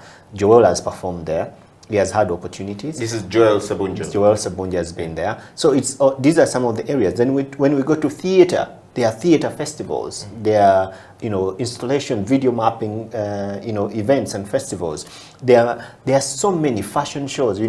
Paris or France is known for fashion. How can we work with people like Stella Tar to start really, because she was there, she knows where to talk to, how to engage. She's in the fashion industry. How can we start tapping into that connection and relation and start building our fashion designers to start showcasing more in France? So these are the things I think we need to start cultivating and making sure that our artists, our performing industry is aware of these opportunities. But most of the time, when you talk about these opportunities of performing arts, so people mostly think about music, performing in a club or performing in... No, we need to go deeper and also trying to discover new forms of art, because France has a lot of new forms of art. There are so many initiatives that come from there. How can we make sure that our artists are prepared to tap into those opportunities and also widen their scope and know that if you're talking about theater and festivals and then there are so many big festivals of theater in France, and not only in France but also in the rest of Europe, where people are being awarded each year with lots of money, with lots of good productions. How can we know, how can they get to know about this, so that they only don't look at the Anglophone countries? Okay. Talking of that, Faisal, you bring a very good perspective to it. And I actually want some people, if you're out there and watching this video, we want to hear from you. If you're performing arts, talent, please share with us your thoughts, your understanding of this new relationship. Do you understand what it means? Do you know what is expected of you to be able to be on the same stage with a French artist or performing art person? Do you understand from a French speaking countries artist performing art from that area? Do you understand what they are doing to meet the expectations of the Anglophone speaking countries in Africa? Do you understand what is expected of you? Faisal, talking of that, it appears that many of our conversation here normally are not looking at crossing the border. We tend to be very comfortable at home here, and so some things come and pass us by. Some things comes like they announce this, and you find Ugandans are still not aware of this. And a few people like Faisal,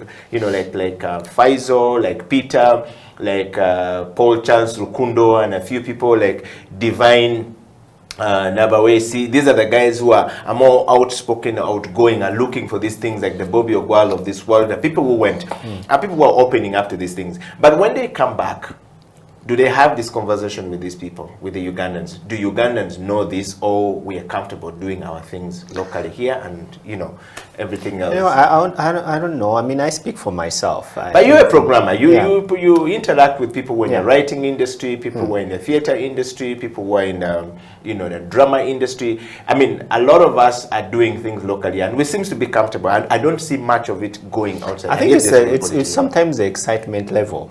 I mean, I had it as well. Not the non-sharing, but at the beginning, I think 15 years ago, when I just started traveling, I was always excited to show myself at the airport and take a selfie in the plane and then send it to wherever.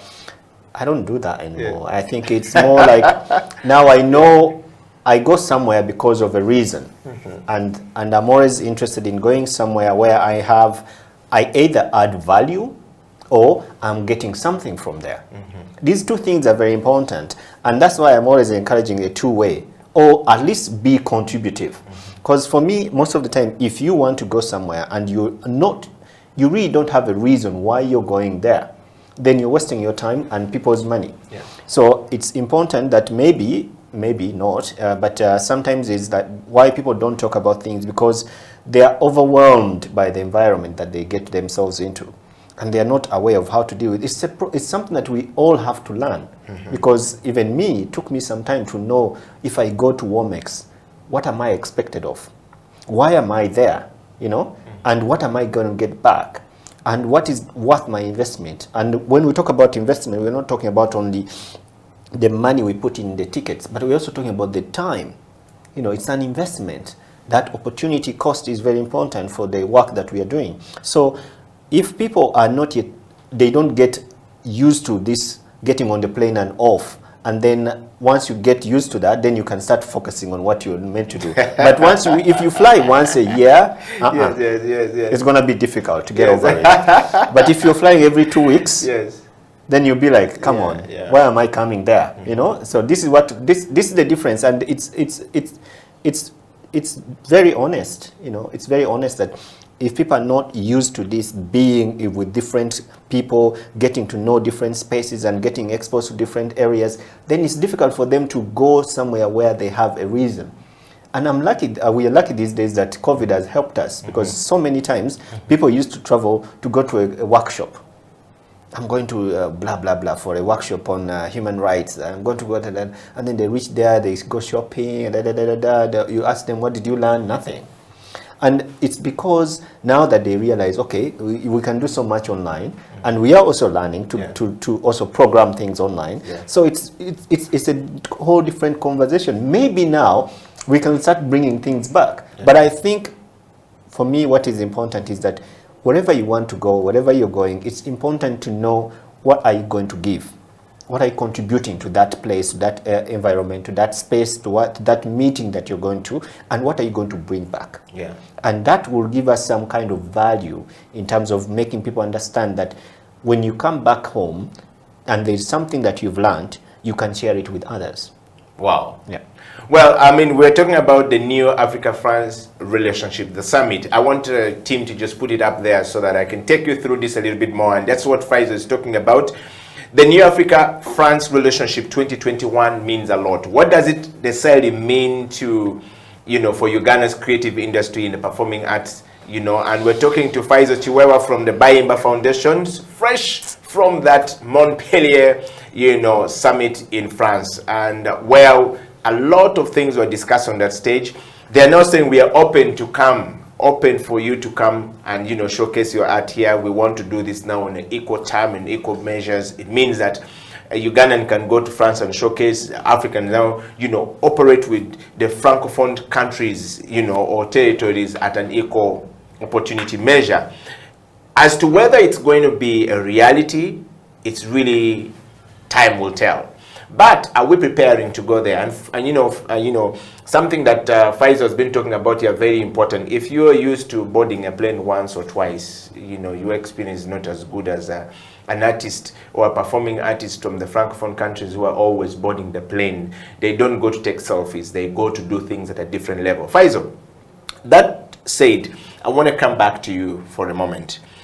How do we get Ugandans, particularly from where we sit, you know, to start looking at this from beyond the selfies, beyond appearing in Paris and running around? I mean, I get the sense that of the 3,000 people who went to France, very few of them actually engaged themselves to discuss serious business.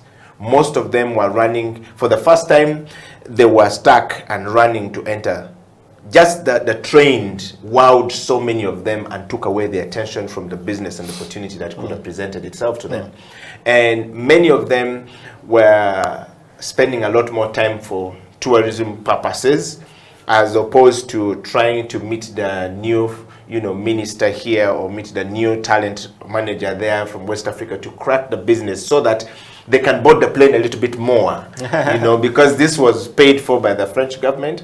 It might not come back again for the next time. But how do we help our people here to know that when you get opportunity to go there, don't just go for selfies. No, it's a one chance given to you. Use it. But I think, you know, to be honest, we all They call it amalo. Yes. Even me myself, I mean, I travel a lot, but sometimes if I go to a city like Paris, I'm like, oh, let me go to the Louvre, let me go to see the park, or let me go to see the Eiffel Tower.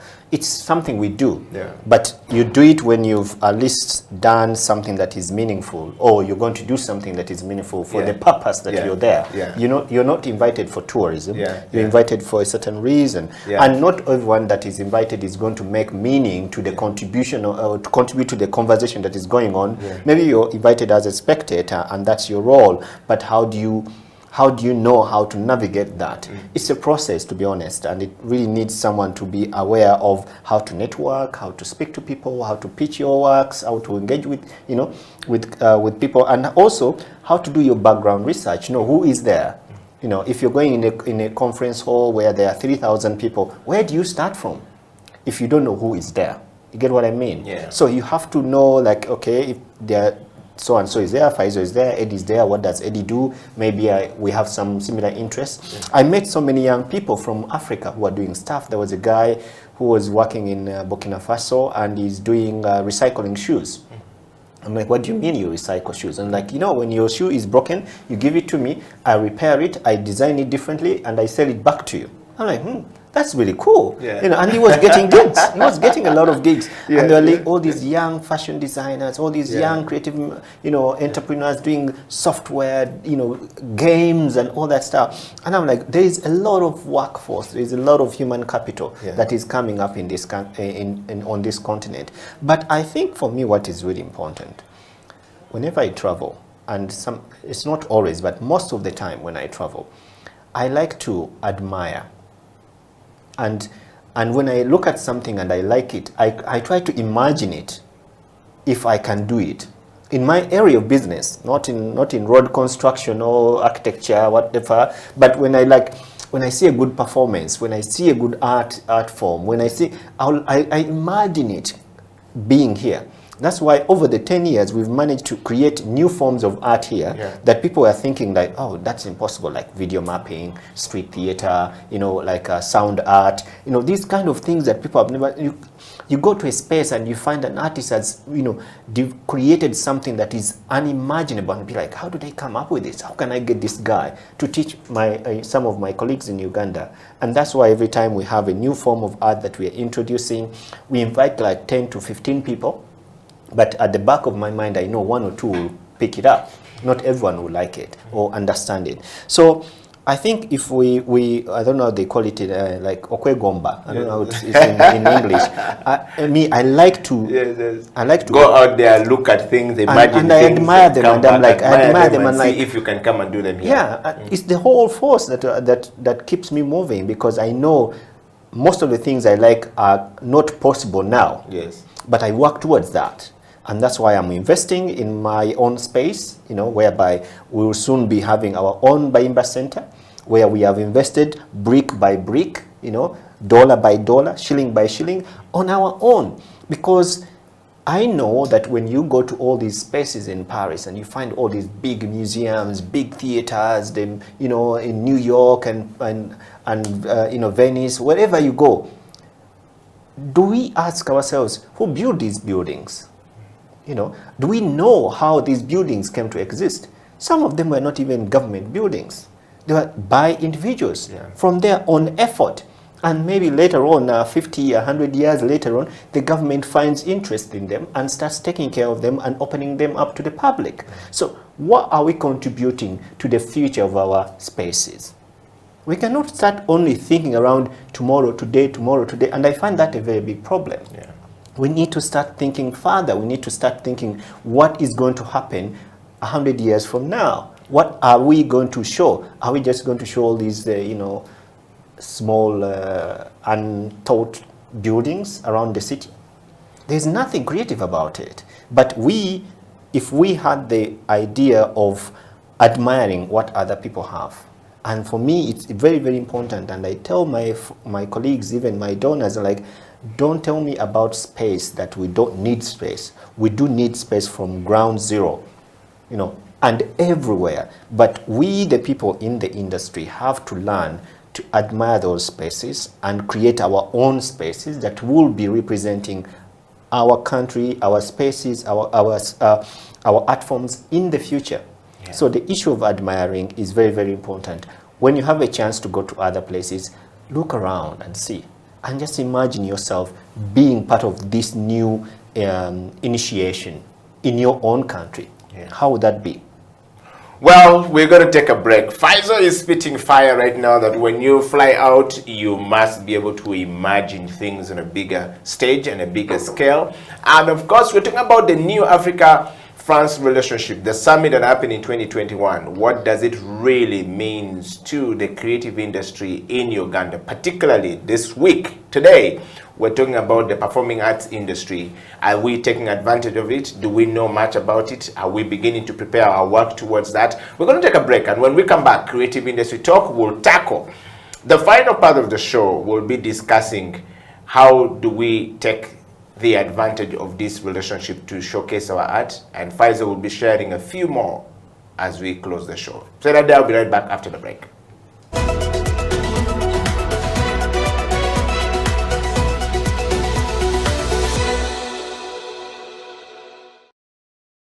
France is happy, joyful, and proud to be France. That's the first thing we can learn from France. Yeah. France knows all about France. France celebrates France. France celebrates its history, its cuisine, its language, its music, its culture.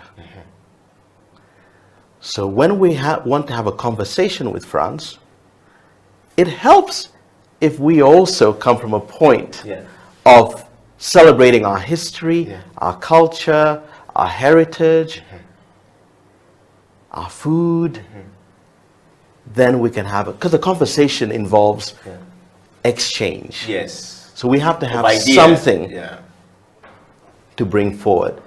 And if we don't yet understand ourselves fully, if we don't yet celebrate ourselves fully, it's difficult to begin to share what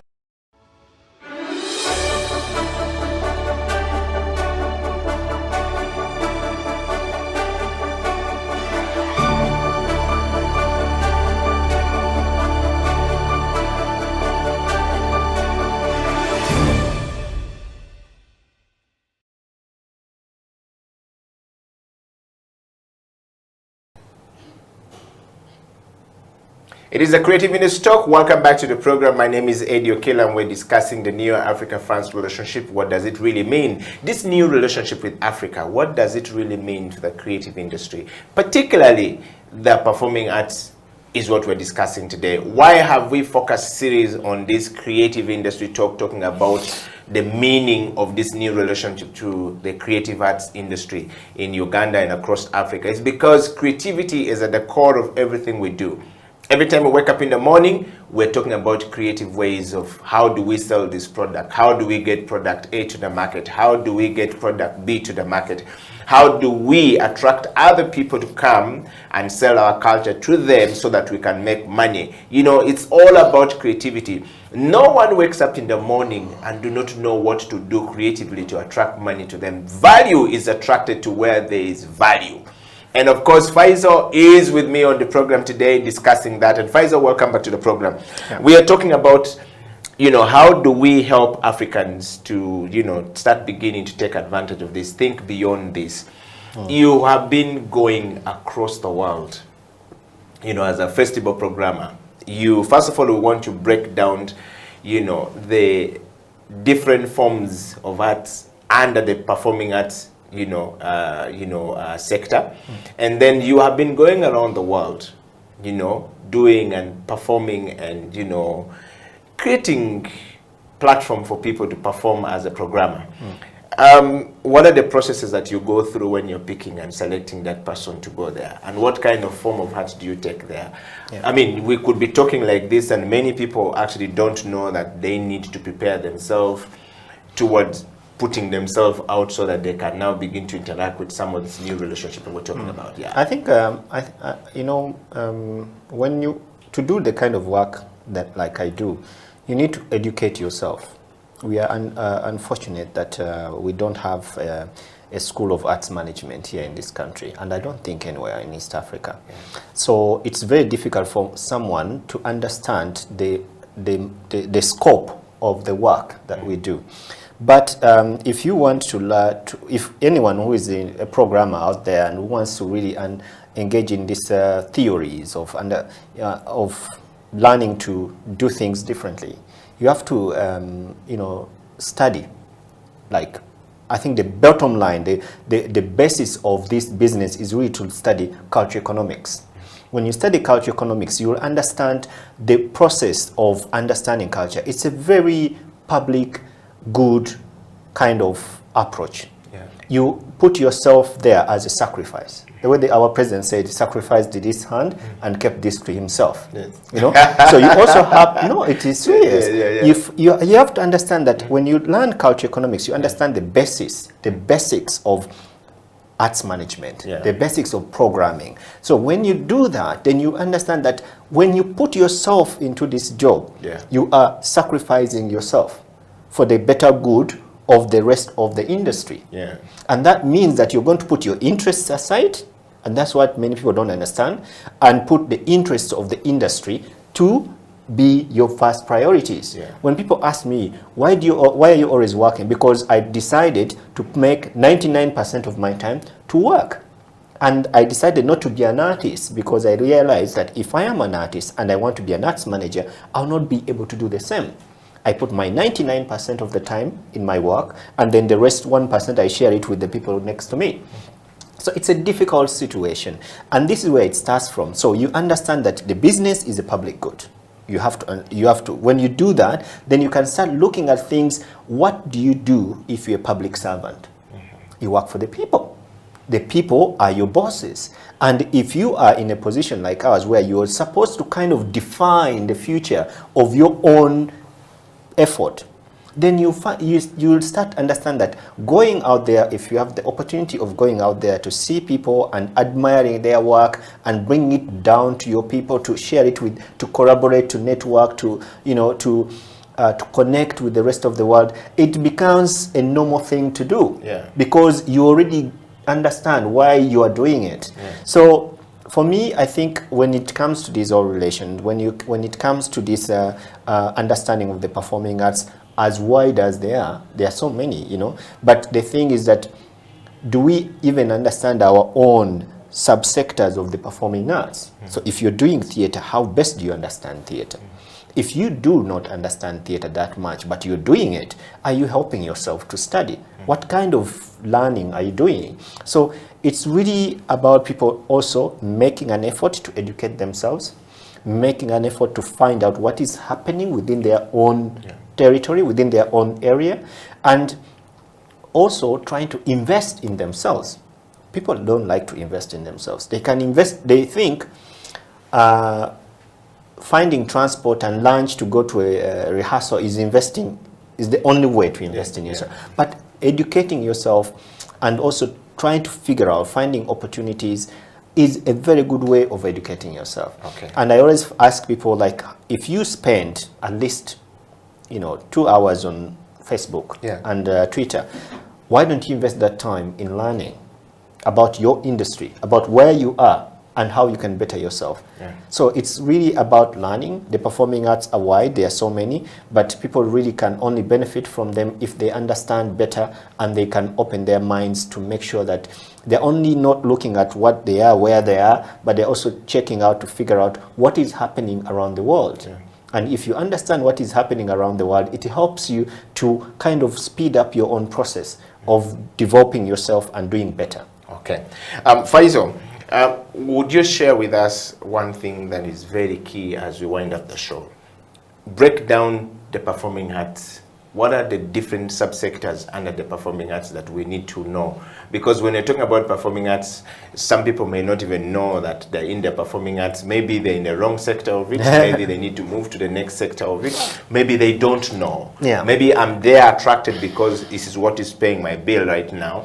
But perhaps my quality, my gifting is really into writing. And if I write, I make other people really look good. And therefore, I need to spend time writing and actually focused on the writing, and then I use this new Africa-French relationship that they're talking about, that Africa now is more open, to begin to seek opportunity to write for other people, cross-border writing, you know, so that my script can go out, then I can begin to travel across the world, as opposed to being a writer and at the same time I want to be a performer, and at the same time so can you break that for us? No, I think, of course, you can be a writer and a performer, but okay, breaking it down, like, you know, performing arts, we have music, yes, we have dance, and dance is also divided. There is urban dance, there is traditional dance, there is folk dance, yes, there is contemporary dance, and then we have theater, which we have you know, traditional theater, like community theater. Then we have the, you know, high-end theater, yes, and then also we have like dance theater, which is more like you find the ballet contemporary performances of like the Nutcracker, yes, and all these Mary Poppins and stuff like that. Then we have fashion, is a performing art. Even though someone thinking, I sit down, I'm not performing, but you create a piece and then you put it on stage for people to catwalk on it, that's the performance. Writing, creative writing, because when you're writing, you don't write for yourself only, but you're writing for people to read and to act, or to, you know, create. Yeah, we have poetry, we have, so I mean, there's a lot. We have video mapping, it's a performance, and sometimes you might think, because it's visual and video, you think it's a visual art. No, but it's a performance, because video mapping has become more interactive now, and it has become kind of like an engagement between a space and the people. So, and I really like to explore this, and this is something I'm really cultivating with my team. I want to start a festival for video mapping, like light up this whole city, and with different concepts and designs and stories, and but it's a very expensive art form, to be honest. And then what else is there? You know, street theater. There is and there's a difference between theater in a theater and street theater.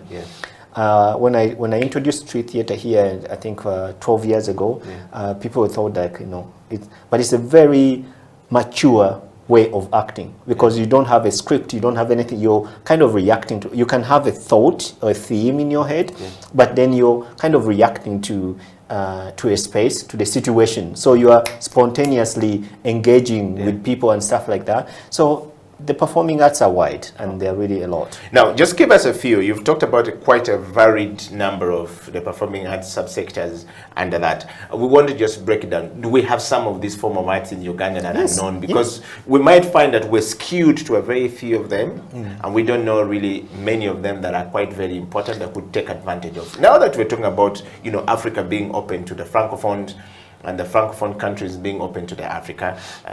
I think the challenge with some of the art forms, they're quite expensive and exhausting. When you talk about like video mapping, I mean, if you're a video mapping artist in Uganda, where would you get a job? Who's going to give you a gig? You know? So you are in it for a big... That's why I was saying the new Africa France is open for this I think, and also, if you're a video artist here, you really... I mean, it will be really hard for you to get a gig in France or Europe, because they are at a whole different level when it comes to mind, when it comes to skills, when it comes to software, because all these things work with software. Every time there's a new software, there's a new, it's like being on these apps that people use all the time. Everything, all the time there's something new. And how do you keep up with that? So some art forms would be really difficult for some of the Ugandan artists. And it doesn't mean that it's easy for the European or the Americans. It's also difficult for them, but what happens with them is that, first of all, they have the knowledge, they have schools where they go to learn this, and it's recognized. It means that when they come out of those schools, they are respected because they learn that form of art. And then when they go out in the market and they don't have gigs, there is a system that helps them to survive. They are given some, you know, capital or money to survive on, even if they don't have a gig. When they get a gig, they can declare that they got a gig, and then they don't have to claim money from the state. So gig being business in So if there is that, if there was a system like that, and imagine Eddie or young people who are, and every year there's also these opportunities, like every year there's a lights festival, there is a video mapping festival, there's a, you know, all these street theater festivals. So it means that someone is working, even though they know they are not going to get paid all the time, but they know at the end of the year there is something they look up to. And that gives them the motivation to create that kind of content. But if there is no opportunity, there is no platform for them to show their work, then it becomes difficult for them to be motivated. That's to why sell it where. That's why now we're saying the new Africa relationship but is opening that room for us to now go and say, course. go land, yeah, go open up. Of course, it opens up, but also we have to understand that we need to start working harder to level the ground, to start competing with the content, because also the French artists they also need gigs. Yes. So you're not going to come from here and start stepping on their toes because I'm coming from Uganda and this is where I saw the opportunity. They'll kick you out. So what is important is to work on merit, to work on your betterment or your development of your skill. So how do we develop our skills? How do we also start offering opportunity? We are not only looking at taking our artists to France, but we're also looking at bringing the artists to Uganda, the French artists. So for me, what is actually more useful, and this is what I've been doing over these years, is that when I see an art form or an artist and he's good, I bring them to my festival. For the reason, because I know taking one artist from here to France would cost me much more money, and maybe that person will just go and take selfies. But if I bring the other artists here, no, serious. If I bring the other artists here, then there is an opportunity for that artist to be seen by a wider number of other artists. And maybe from those, they will start looking, how did he do that? Look at the just need to also work on yourself. Be able to deliver and create the work that can take you to another level. And that comes with admiring others. Okay. So it's basically what you're saying, Faizo, in summary, is that yes, the new Africa-France relationship is there, but it's not going to be a silver plate platter. I mean, it is still possible that people who are coming from France can take advantage of you because you don't know it and still tell your story their way, and there's no problem with it because it's open now for everyone to do. That's what you're saying, right? Yeah. Wow. Faisal, thank you very much for coming to the program today. We really have to bring this to a close, but we want to say thank you, and we want to encourage all those people out there to be part of this conversation going forward, and of course take this advantage of some of the things Faisal is talking about and begin to widen your scope, your horizon, your thinking capacity, your creative capacity. And, be close to people like Faisal, Be close to people who went to France. Ask them, what did you learn from France? How can they take advantage of it? There are many. Uganda, I think, had over 20 people that went. And I think these 20 people are back. If they can share as much information, that would be very great. And Faisal, one last thing as you go. You've talked about GNL, and I think that there is a new Nsimbi band that was created after 5 years of being in America. He's back in East Africa, and I think it launched a new product this year. Are we going to see this new product, make its way programmed on Bahimba? I don't know. I haven't had a chance to have a conversation with GNL. I know he asked me some months ago for a meeting, but I haven't really had. I've been also busy. But I think it's I admire the work. I admire the level of creativity and the maturity in it, and I think it's one way of returning that kind of talent to our country to inspire other young people. And I think he has a mission to also engage more young artists to learn from him, to be helped by his work that he's doing so that they can also move another step forward. So that's really the spirit of Ubuntu, the spirit of nurturing others, because he's been nurtured. He's gone through a process whereby other people have helped him, and now he's coming back to help others. I think it's a very genuine thing, and I'm looking forward to working with him, inshallah. Wow. And thank you very much. You've had it from there. So I asked that question because if somebody's doing something important, I think that it's important for us to actually be able to support them, to make sure that, we give them opportunity to be part of that. And I think GNL right now has that form of art coming. There's Kinobe who has a new thing and is thinking of coming back home and showcasing it here. Are we going to see some of this new art coming back it's fascinating. It's fascinating because what has been happening is that most of the people, they had nowhere to go. Yes. Like Kinobe, if he comes here, where is he going to perform? Yes. Except maybe at Indere Center, which is, might be not ideal for his sound. Yes. The National Theatre is too small for him. Yes. So we need to start thinking for our artists and we need to start thinking like, okay, even if JNL wants to put up a concert, where? Serena, that's not a concert place. Okay, we use it because it's what we have. You get what I mean? So we need to start thinking for our artists, like if we have this talent and we need them, we appreciate them, how do we start planning and preparing for them? And that's not a responsibility of only us in the performing arts industry or the programmers, but it's a responsibility of everyone in the planning, the government, in all this stuff. We need to start looking at all these people, even for example, all these young kids they are sending out to work in the Middle East. What do we plan for them? Okay, let's go, they work for 2 years and whatever they collect, when they come back, what do they find? What are we planning for them? I think it's important that we know, okay, when you send someone to acquire a skill, you have to make sure that when they come back with that skill, they find where they can practice that skill. You get what I mean? So if we have all these great musicians, the Kinobes, the Ntale Guma Mwine, we have JNL now, we have Oscar, we have so many in contemporary dance, in film, in theater, they are all out there making headlines. The Daniel Kaluyas, they are making headlines. When they come home, what do they find? So it's basically an opportunity for everyone who is investing now to say, let's invest in a bigger platform. I was actually thinking, recently, I was driving around and I saw all these Sudil buildings putting up, and I'm like, because he's an investor and he has an opportunity and he has so many stuff that he's working on in his head. But does the Capital City Authority sit with this guy and tell him like, okay, you're an investor, you're a real estate investor, but this is our plan as a city. As you're thinking of building a hotel here, a mall here, can you also work with us, to create some of the things that we want as a city? So that because it's your space, it's your investment, but these are some of the ideas we need for this city. You get what I mean? Can you think around, instead of building 10, 15 hotels, can you also build a theater here? Can you also put a black box here? Can you put a studio here? Can you add it in your plan? That would be really smart, because he's already investing. He's putting in, like I see him, he's adding another wing at Kabira. What if, that space, I would imagine putting a theater there. Instead of those box rooms, putting a theater there. One of the halls and making it perform. Because you're now speaking like a performing artist, like grammar, like you have a hotel here, and then people can stay there, and then you have a performing space here. It's where in the people middle. can actually come. Exactly.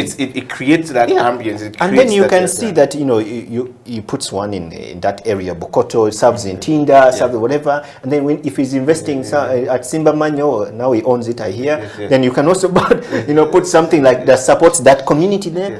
You plan with the city.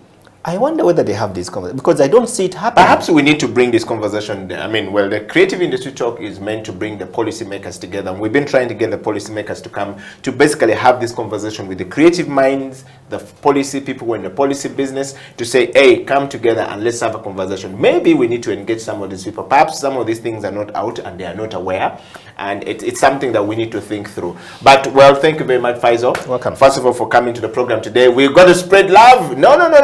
The spread love is spread from here, and then you spread the love outside to the rest of the people. And we want to say thank you for coming, and looking forward to having you again back on the show, and of course visiting Lunkulu. If you haven't visited Lunkulu Island, please do. And Faisal has an amazing place there in the island just between Buikwe and Mukono. Please visit Lunkulu Island and see the new theater and some of the fantastic stuff coming into that forest in the island, and of course you will be amazed. That is the moment that brings us to the close of a Creative Industry Talk today. Until next time, we stay blessed, stay focused, stay creating, stay creative, and take advantage of the opportunities available to you, and of course stay away from the disease that might destroy you before you achieve your dreams. Edio Killer, Faisal Chiwewa, signing out.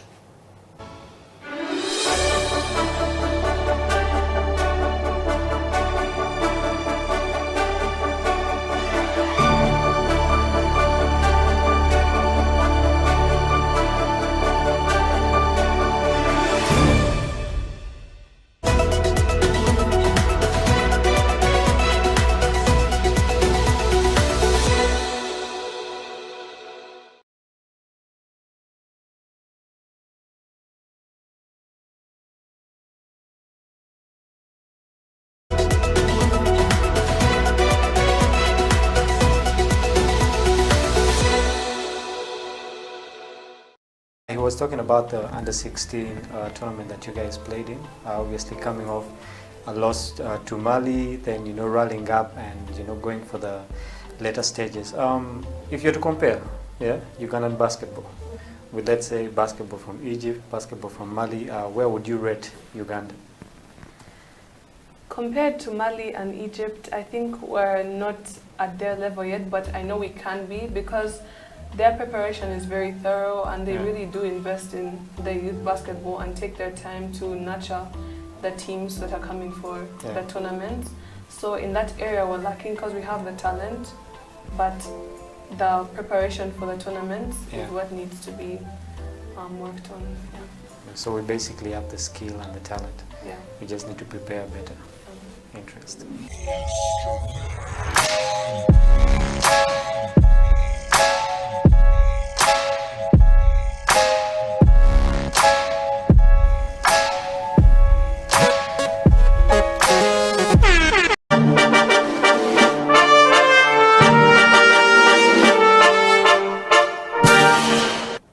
How did you, as a child, if you visibly remember, what did you want to be in life? Well, if I go back, I think I looked at two things as a child. I thought about, I looked up to the skies and I'd see the stars and, see the airplanes flying over.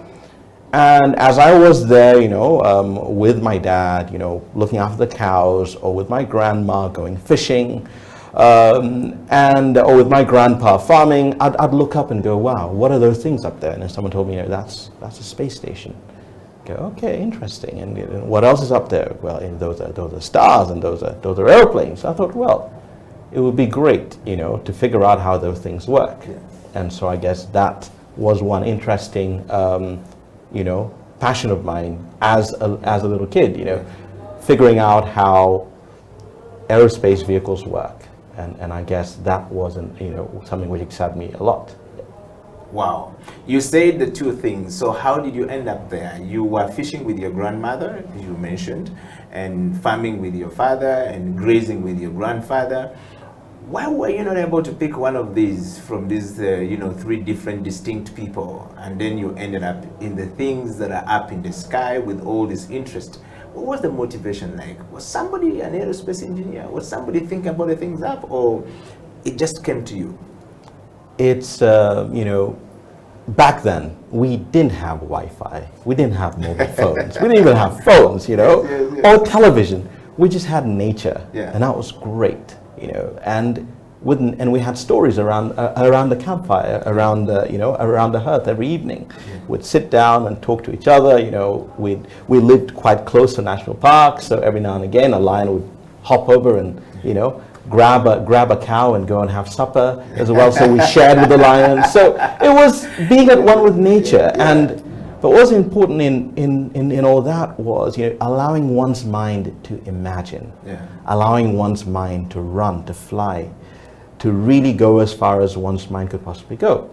And if I think of looking at things from the space going down, I could still look down and figure out what's going on, on the fishing side. I could look at what's going on the farming side. I could look at what's going on the grazing side, because when you're up there, you can see everything. But it also helps you appreciate how special the earth is. And so I'm most grateful for that natural environment that any kid in a rural village in Uganda or any other part of Africa right now has, that where you see every star, and I believe there is something special about that.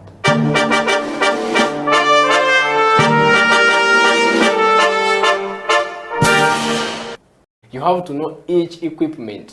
You have to know the brew ratio. Actually, the brew ratio is the most important. Brew ratio now most people may not understand. It is the ratio of the coffee powder to water, and the yield. Water in this article will bring us into the yield. If I put 10 grams of coffee into my portafilter, how much of it am I exactly? So if you don't master the brew ratio, everything is going to turn out a mess. You understand? Even if you know that knowledge and you don't master the brew ratio.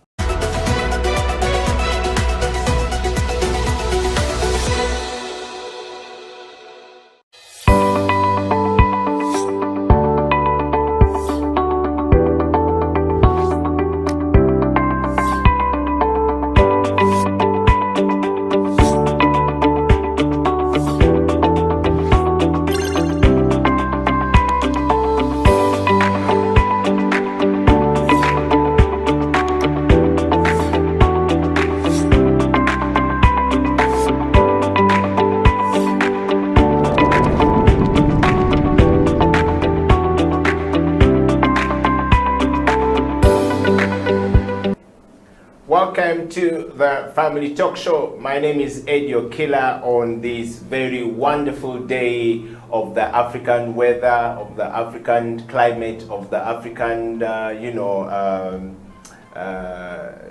wind and oxygen. In Africa, we don't run out of oxygen. It's not there. I mean, the guys in Europe are running out of oxygen, but in Africa, we have trees. We interact with the environment. So in our families, we sit under trees, right? And in our villages, we sit under trees and we enjoy. That's how we be. That's how our life is. But you know what? Welcome to the Family Talk Show. My name is Ed, your killer, and I will be joined by a friend of mine, Sylvain, as well as Pastor Joshua Martin Mugabe, who is a resident panelist on the Family Talk Show.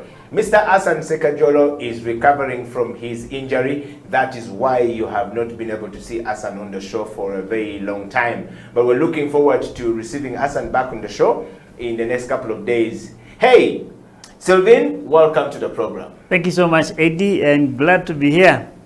Yes, and people must be wondering, why are we not seeing Pastor Joshua Martin Mugabe? He went to send people to the Lord, and as a pastor, he was praying for a family that had lost somebody, and he was helping them send their loved ones.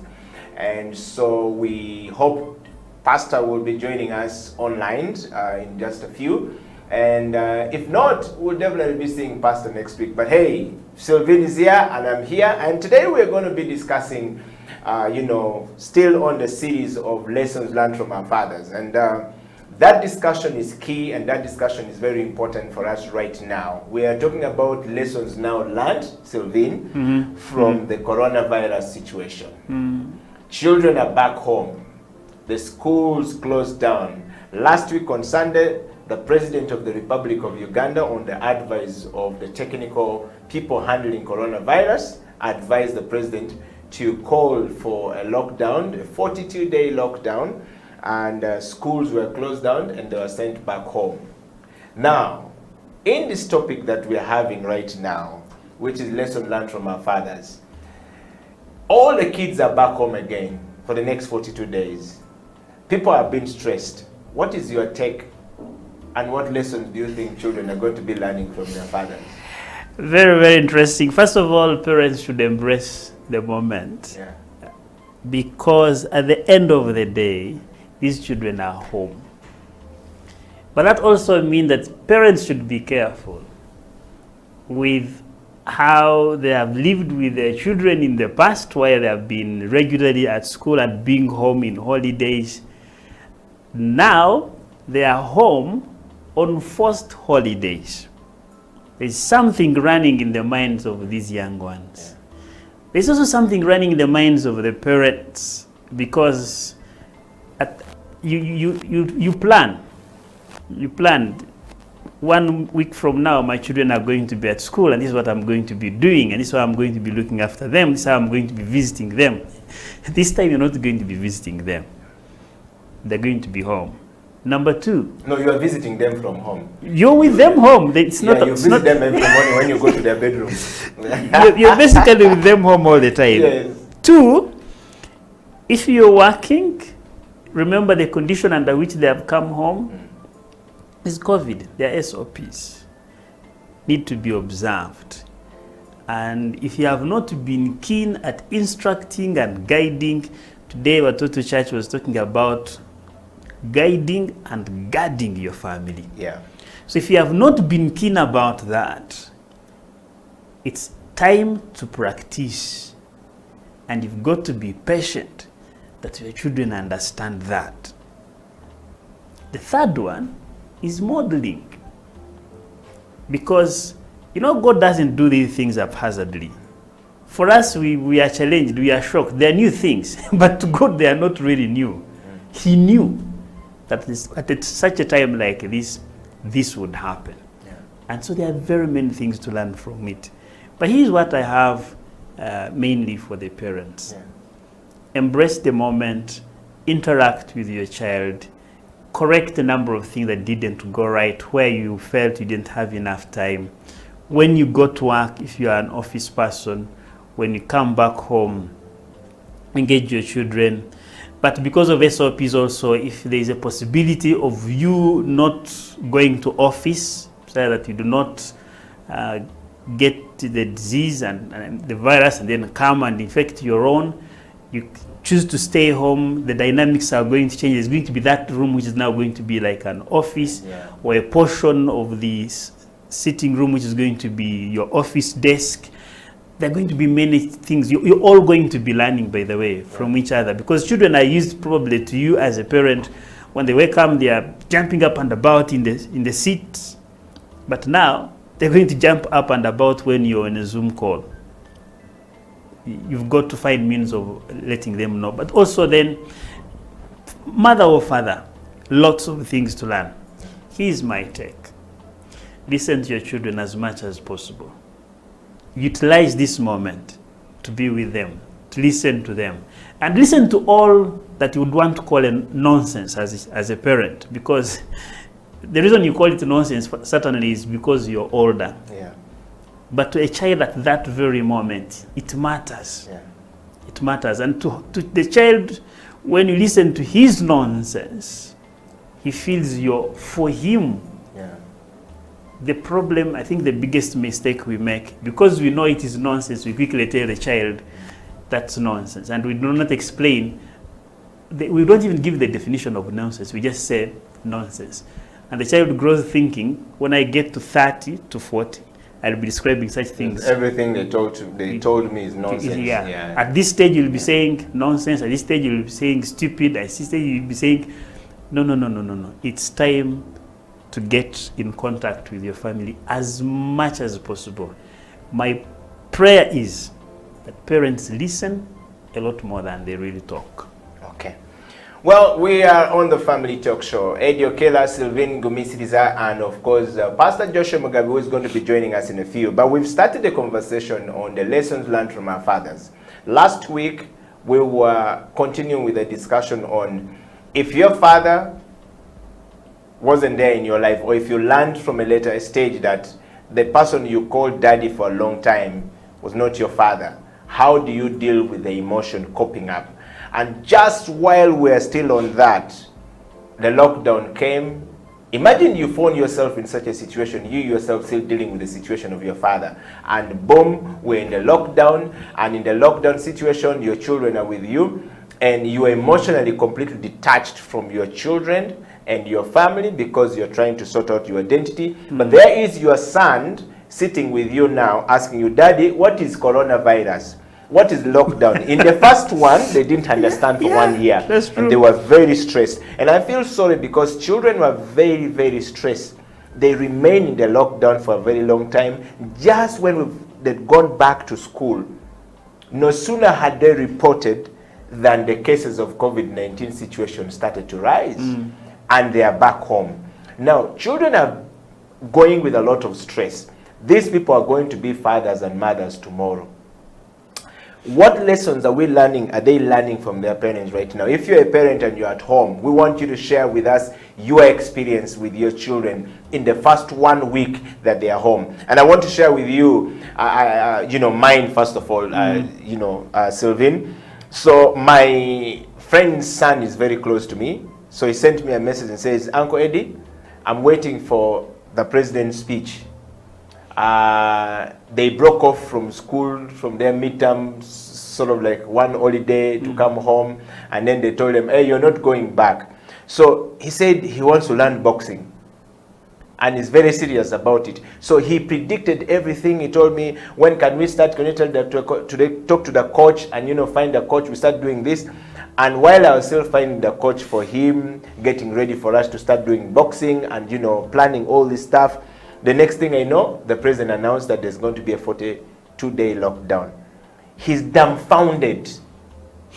He doesn't know what to do. He's studying, but he just doesn't feel like an online school is better than what they were doing at school. That's one child. My other nephew called me, my sister's son called me, I think he must have stolen the phone, his mother's phone, to call me. Because he sent me a message and said, don't tell mommy and daddy I have called using this phone. And said, so uncle, I need you to get me a tablet and some old computer from your office. I said, what do you want to do with the computer? You're too young. What do you want to do? He says, I don't think like for us we're ever going to study again. Because we've just gone back to school. I was trying to, they were teaching us maths. I couldn't do anything. I was confused. I don't know anything. Then the next thing when I was trying to cope up, they've told us to go back home. So I said, okay, I'm going to look for a tablet for you to do what you're supposed to do. He's asking for an old computer. That's wisdom. Then he goes on to tell me, you see, me and my friend, we want to start learning computers ourselves. Because his dad is always on the computer and does not allow them to touch the computer. He says, the other day my friend went and touched his dad's computer. He was beaten. The father beat him so bad and told him that he wants to spoil things. Do you know what I'm dealing with? Do you know the situation we're in right now that you want to touch my computer? If you spoil this computer, do you know what I'm going to do? You foolish son. So the boy comes and tells his friend, who is my nephew. Yeah. And now they have hatched a plan that, so he comes and says, my uncle is in Kampala, he has a TV. So I want to ask him, and he gives us a very old computer and we start from there. I felt touched. I'm really going to send them a computer. But the lesson I have learned from there myself is that sometimes when we parents are dealing with something, we forget that kids are at another level of dealing with it.